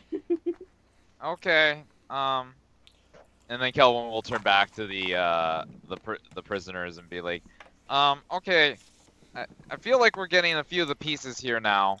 I still don't know who I think it's important, guys, for us to figure out who the mastermind is and if it's really their boss. To be clear, you said that their boss is someone who hangs out in the inn. It's not just another person that works with them, right? It was a very clear hierarchy of they believed that this person was their leader.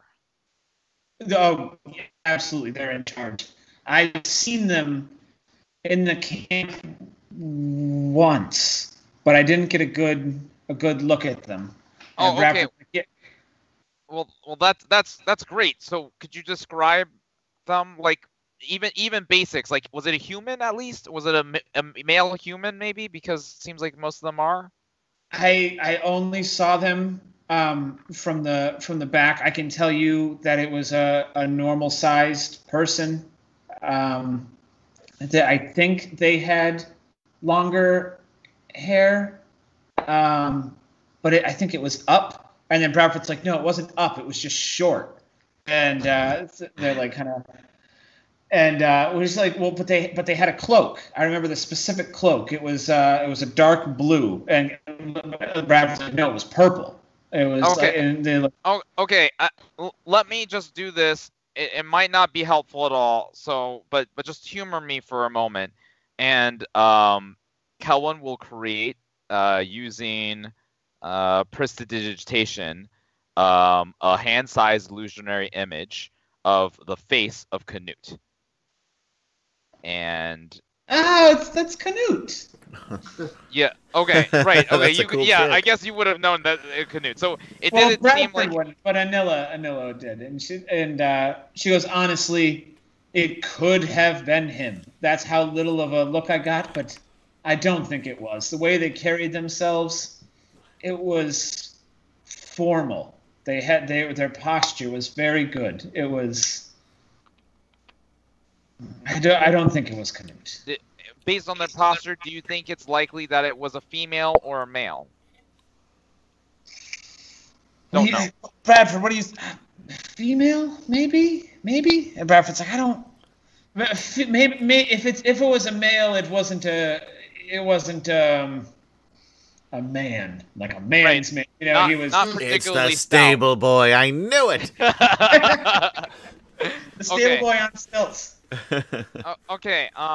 This is all actually really, really helpful. So it seems like it's more likely to be a woman at this point, and maybe longer hair, but not like super long hair. I swear to God, if it's Molly, I'm gonna punch some. Oh no, Mabel, I'm gonna punch somebody. I mean, that makes literally no sense. I know, but so does this description. So, but the cape, the cloak, it had a lion on the back, and Bradford's like, that wasn't a lion, it was a griffin. Okay. So the cloak had a griffin. Cloak had. Cloak had a crest on it. Got it. Okay. Do I know anything about a lion or a griffin crest in this area? No. Sometimes it's not it doesn't necessarily mean anything. Sometimes they do. Sometimes they're just ornamental. Okay. Just for like decoration. There's no bands, so you put griffins on your shirts. Man, I just saw the griffins. They were totally rocking, man. Now I kind of wish that we had spent more time in the common room the first night to at least ask around. But this is at least enough to go off of to talk to Canute. He should be able to identify who this is, assuming that, as Master River says, he's not in on it, which it doesn't make any sense that he would be. But, I mean, I'm not saying that we go in and accuse him. I'm just saying we go in with the expectation that we might get double-crossed. Is that fair, Master River? Look, I will be the first one to admit that I am not the smartest or the wisest in this party of people. That is probably to you, Kelvin. But I believe in my heart that accusing him, Canute, of killing his very son is very ridiculous. No. We're not accusing him. We're just saying that when we go in to talk to him and get information, we're going to just try to make sure that he's being honest with us and that he's not withholding any information. That's all. If you would like to question him and try to perceive these things for yourself, then go ahead. I will see him through a rose-colored lens myself, so I should not be a part of it. Okay. Well, I would much rather be comfortable with you there, though. I mean, I will stand by. Absolutely. Okay, thank you. All right. Well, we're losing daylight here, and the later it gets, I think the more likely it gets to the arrived upon time. I can have Helena fly around the town and scope it out to make sure that to alert me if any large caravans come into town. So we can get perhaps a little bit of a lead time, even if we don't know exactly where they're planning to ambush. But we do need to figure this out sooner rather than later, because I don't want someone at the end to like backstab us at the last minute or whatever. Fair point. How much money did I find? 5 silver and 4 copper. I just imagine Alistair like rifling through stuff and looking up, saying fair point, and continuing to rifle through. That's about right. Yeah. Okay, well, if there's nothing else to do here, I mean, and he'll turn back to the kind of prisoner. Is there anything else that they mentioned that seemed particularly useful? You know, anything at all would be helpful at this point, given there are so many unknowns, too many unknown variables for me. There was no, I can't think of anything else. Yeah, we'll need to go back to the inn. Maybe talk to some of the folks there who have been there a while. Yes. Where are you planning to go? Especially you, Quigglesmith. Are we still planning to travel if we can recover your wagon, or are you gonna go home now? If you can recover my wagon, I mean, yeah, let's go to the festival. I mean, even if you can't at this point, I could use a pick-me-up, you know? I'm with you, Quigglesmith. The festival still sounds like a great idea. On the way to Dorland, yeah. of course. But Yeah. truth be told, I don't know where to go in the meantime. The inn doesn't seem safe, and I don't think we should stay here. no, that's true. Oh, I'm sorry, I should have asked this before. How did they ambush you guys? Like Quigglesmith, what happened last night? I went outside, which I was talking to one of my friends, and she came back in, and I was looking at the stars because it was such a beautiful night. And the next thing I know, I woke up here. Okay, and you? They the Anilla is they broke into our rooms in the night and took me and my husband tried to fight, and it all went black, and when I woke up I was here and he wasn't. Okay, so and you lost your caravan as well. They took your the caravan as well, but you don't know where they took it to, I imagine. Right. Okay. All right. So it seems like they do this in different ways for different people. That's good to know. Okay. Well, I mean, I would offer you to hide in our rooms, but I'm not sure that's any safer than anything else. I can magically ward it so I'll know if anyone enters, but I'm not very strong, so I can't really offer you any real protection. Would I know, or would Kelwin would basically solicit the party for suggestions at this point. Is like, does anyone know of any places in the area that could be like kind of a safe place to hang out for like at least into the night? I'm going to pull out 4 days worth of rations out of my backpack, just to offer them. I say, hey, regardless of whatever you say, you will need something to eat. It's not the best, but I have extra, and I'm going to give out 4 days of rations to them. Sure. And you would know that there's a village or a town has to be nearby. Like again, the inn sits kind of independently, but there's locals. There were locals in the tavern. They've talked about locals before, and so they have to be coming from somewhere. Yeah, would this probably be past one, not that far away. further up the road, or? Yeah, that would be the indicator. Then it'll probably be like a little side road off of like the main traveled road, but it's got to be. If people are coming every night, it can't be too far. Yeah. If you continue traveling up the road, there cannot be a village too far away from where we are. These days of rations should at least get you through one night, and by the next day, I'm sure you will find a village. We can pick you up on the way as soon as we resolve this, of course. Yeah, you can also take some of these tents. I mean, there might take a little bit of time to set up, but between the three of you, you could probably set up one of these tents if you wanted to, and you didn't want to risk being in the town. But just to be clear, no one heard anything about the particular information about the target tonight, right? No one talked about gems or gold or something valuable like magical items or anything like that.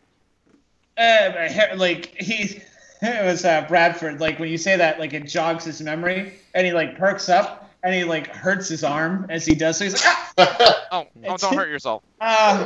No, they did. They did. And Anila's kind of looking at him. She's like, I didn't hear anything. And he's like, they referred to him as the boy. I remember that. The stable boy. I knew he was in on this. Wait, they referred to what as the boy? The target. Oh my god. Oh. Kelvin's gonna like put his hand in his hands. It's the Duke's son, isn't it, guys? Probably. They want to ransom the Duke's son for lots and lots of gold. This is the dumbest plan ever, but I don't. Okay, well, all right. Sounds like a pretty good plan to me if you're looking for some coin. Or to piss off a duke. I have very seldomly interacted directly with nobles, but I can assure you they are not pleasant people, and you do not want to piss them off. But if they are planning on ransoming the son, and we save the son, then that makes us the heroes and easily able to subject these other people to some kind of punishment. Absolutely, absolutely. So, okay, this is really good, but we just have to make sure that A, they attack the caravan, B, they don't actually succeed in getting to the boy before we're able to stop them, and then everything else would work out okay. If they get to the boy first, then they can threaten his life, and then maybe we'll have to back off or something, and his guards might have to stand down too. Ideally, we could inform... The guard also may be in on it. I mean, do you think, really? Why are they hiring so many additional people if it's really an inside job? I'm just saying, I don't know, but it could be. Okay, well, Trust if that's nobody, the case, I say. You can't... You have, everyone here is a suspect. Hey, while they're all talking, since I know nobody's gonna listen to me at this point anyway, can I look for any information, papers, anything in these tents? Yeah, I mean, Alistair already went through and... Yeah, but he was looking for money. I want info. Well, he found the... he found the itinerary, and that's what they figured out it was the... Nothing else? Nah, that's... Okay, I'll go back to being quiet in the corner.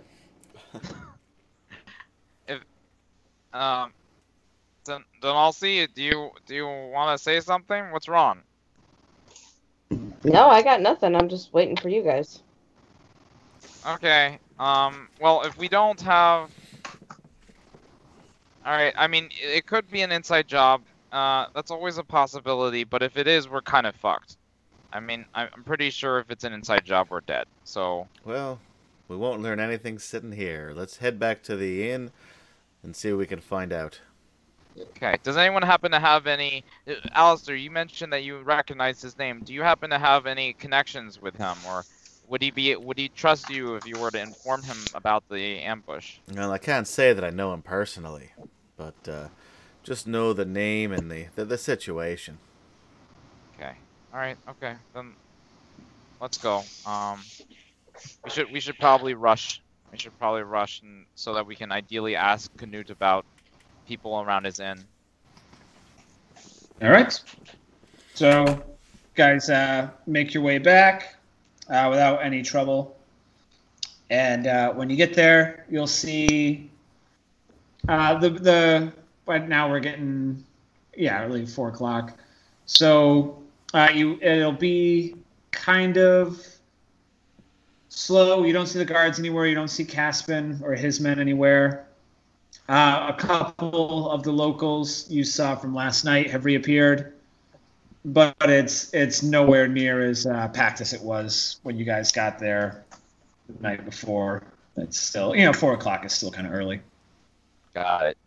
I'll basically just before we enter town, I'll tell Helena to start flying circles around, and the minute that she sees a large caravan coming, to notify me as best she can. Sure. Noting that I'll be indoors and stuff, so it'll be hard for her. Okay, well, we talk to Canute then? Yeah, that's probably a good place to start. Okay. Let's not be too suspicious now that we know they might have someone on the inside at the inn. All right. Trust no one. So, Kelvin's, are you guys all going to go talk to Canute, or what are the rest of you guys doing? There's someone at the inn, or will be at the inn, or somewhere, like somebody they've got a plan. So that's what are we going to do about that? I'm following Kelvin. I'm not following the rest of the group. I'm just going to sit in a corner and watch the rest of the bar, the rest of the inn, tavern, to see if anyone, guards, bandits, anyone is acting weird. I'm just going to keep an eye on the rest of the room. Okay. And I'll stay out in the main common room too. I'll go up to the stage, play the lute, and just see who comes and goes. Sure. Oh, I'll go with Calvin then. Oh God! Oh God!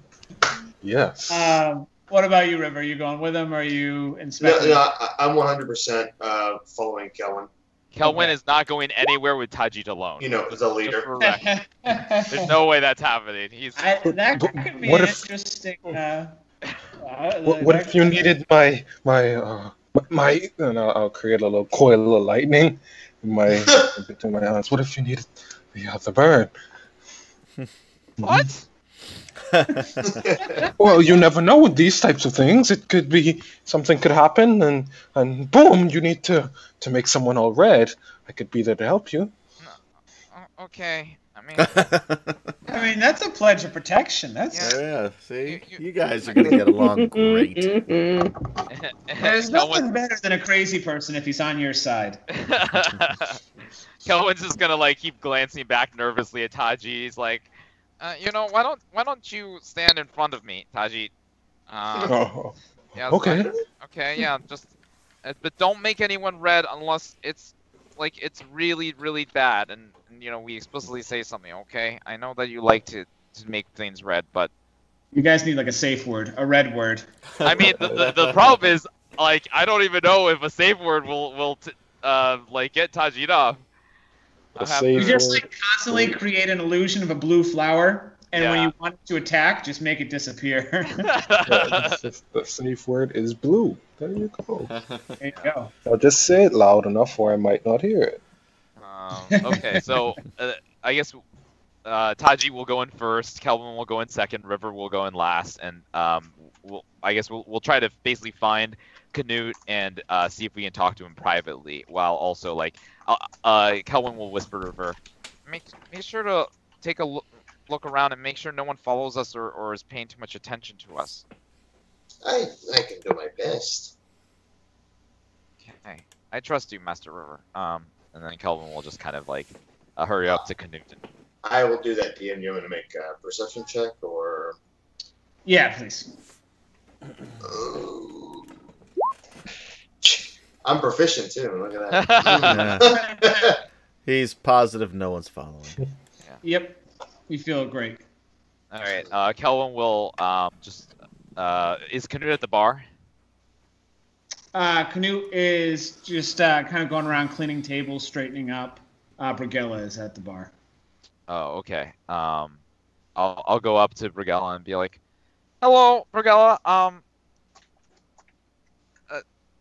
Oh, you said Canute was cleaning up tables, so he's out. Yeah. Mm-hmm. Oh, okay. Then I would just go straight up to Canute. They're expecting the rush. Yeah, I'll basically just go up to Canute and I'll tug his trousers or whatever he's wearing and be like, Down here. Can we talk privately? Of course. Okay. Like Kelvin's a little. He's not being super cool at this point. He's definitely like kind of looking around him, like, you know, not in the most subtle of ways. Because he's not that subtle. But he's gonna basically follow wherever Canute kind of takes them.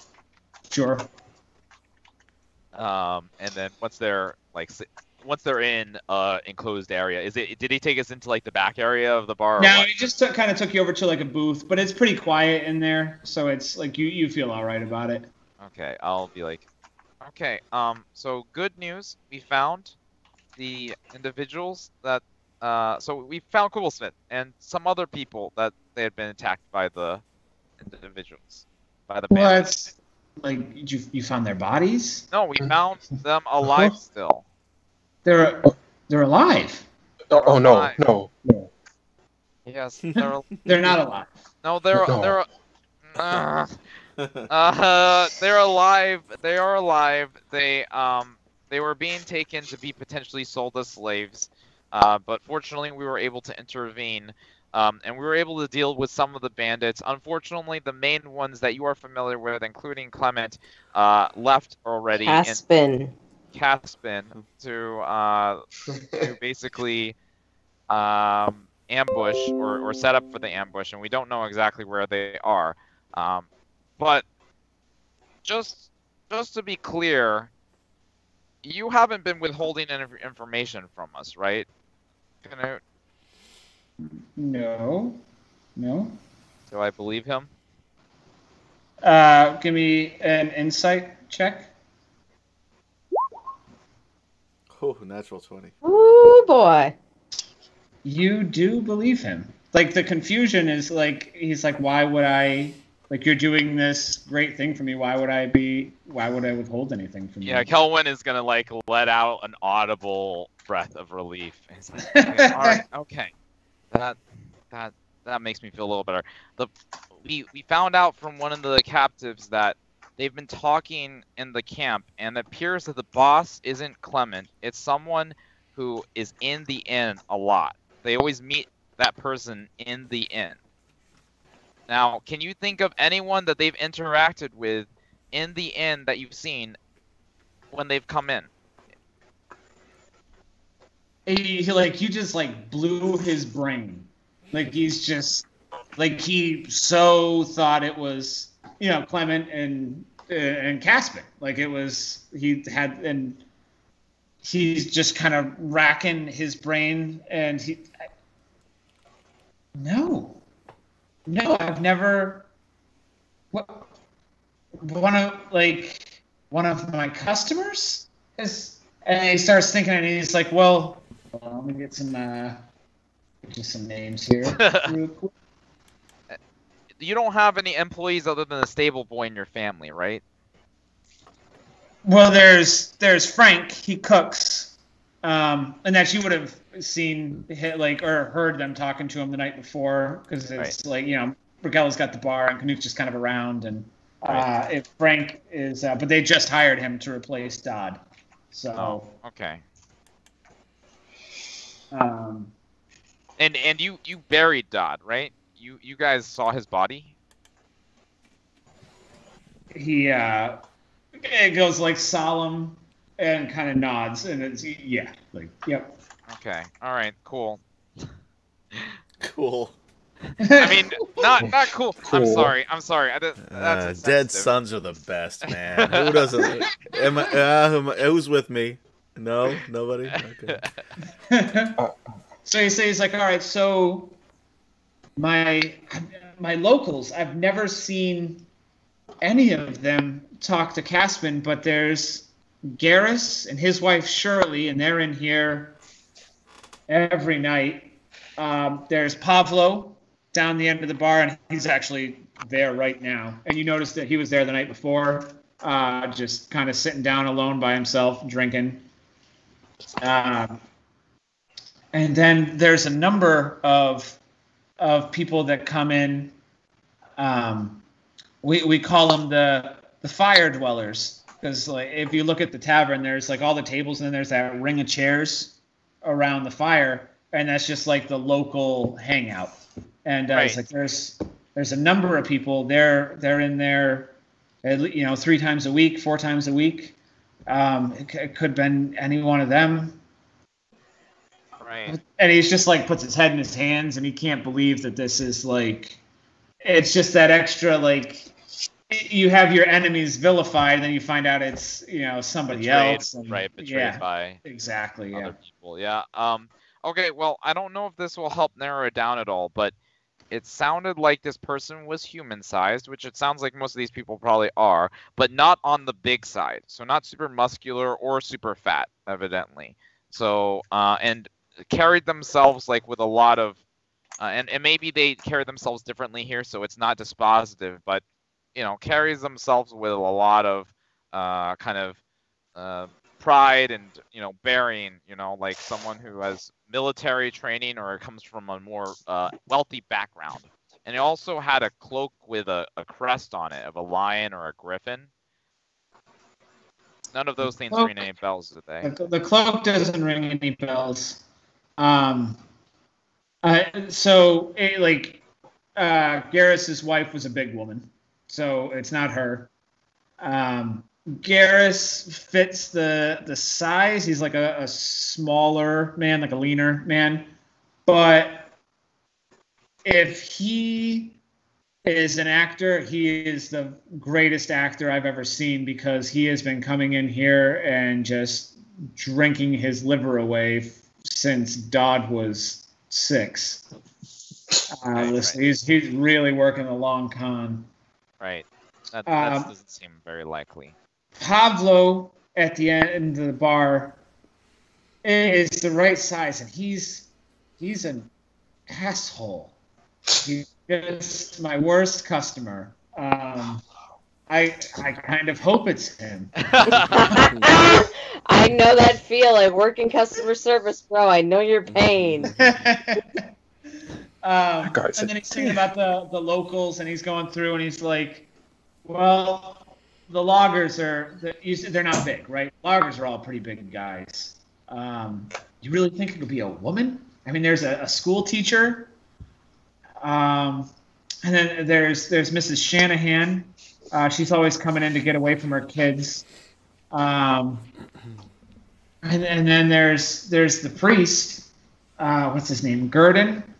He's been around for a few months, trying to spread the gospel, or I don't really prescribe to all that religion myself. Right. What religion is he espousing?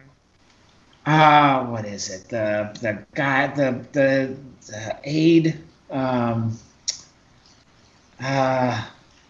Parsis, the goddess of, I don't know, helping people. He's all about helping. Pay it forward, he says. Pay it forward. Oh my god. None of these people seem like good leads. Okay.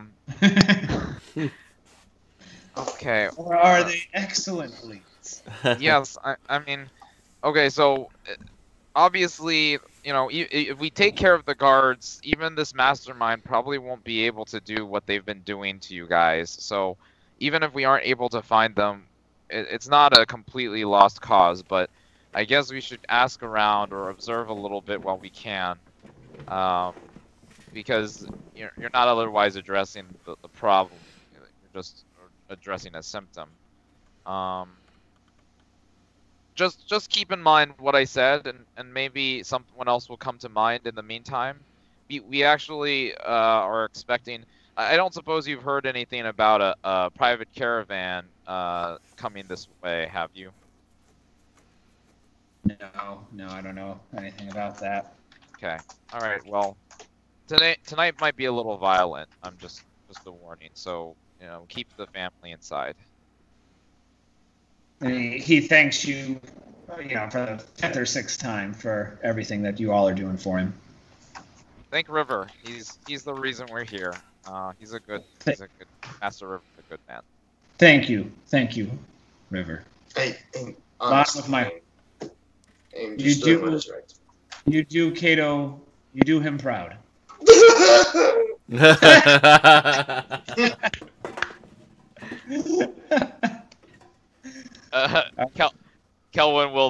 back at Tajid and be like, nothing. You're doing a great job, Tajid. Great job. And he's trying to do a positive reinforcement thing now with Taji, where it's like, great job. There you go. No killing. Good job. Killing? No killing. Every time you don't kill someone, you get a cookie. Yes. While this whole conversation was happening, did I notice anything at all?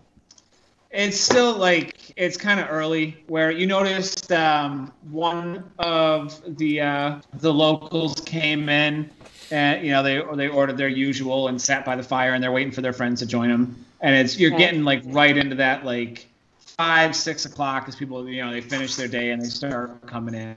But for now, it's still kind of quiet. All right. You did notice that while Pablo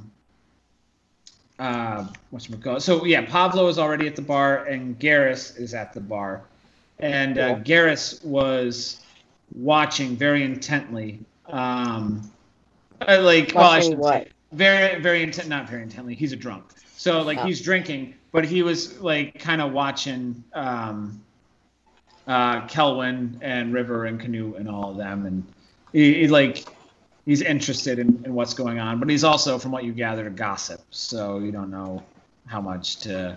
Is that the same guy that was talking to me last night about whole house? Yeah, that's the same guy. Okay, good to know. You know what? Fuck it. I'm going to go up and sit next to him because it doesn't matter what I do at this point. So I'm just going to go over and sit next to him and be like, hey, you got any cool stories for me tonight? You had some fun stories last night. I'm always down for the latest intel. He's like, well, me and the wife, we got into it again because she's always wanting to bring the goat into bed. And I'm like, it's a kid, but it's not a kid. Keep it out of my... So here I am, out in the doghouse. Can I get another round, please? It's like, what's with Canoe? He looks upset. I don't know, man. We're trying to cheer him up and stuff, get him back to his old self, and that way he can serve you as much booze as you need, because, we all need booze from time to time. But we all need all the booze. Yeah. Don't worry about it, though. He'll be back to his old self. One for my friend here. One for my friend. Thank you. All right. And I think that's probably a pretty good place to stop it for this evening. And, hope you guys all enjoyed it. Thanks for tuning in, everybody. And see you next week. Yeah. Bye. And tune in on Tuesday nights at 9 o'clock for Return to the Bandit Kingdoms here at Wicked Studios, LLC. And hopefully we'll have a little bit fewer Skype issues. That's always good. Love you, Skype. If you want to be a sponsor. I mean, at this point, you should have reached out. Yeah. It's on you. It's on you now. Exactly. We've done everything we could do. I only killed one person today. And it was an intentional kill. So you actually did it. Taji contributed to the progress. Party. I did good. You did antagonize the weasel, though. So look. That weasel should have just let me touch it in various ways until I was done. That's how relationships work, Tajid. It's his fault for being uncomfortable with it. That's how it is. On that note, we'll see you guys next week. No bad touching, kids. No bad touch. Consent next week on Ravanna, good touch, bad touch. It's his fault.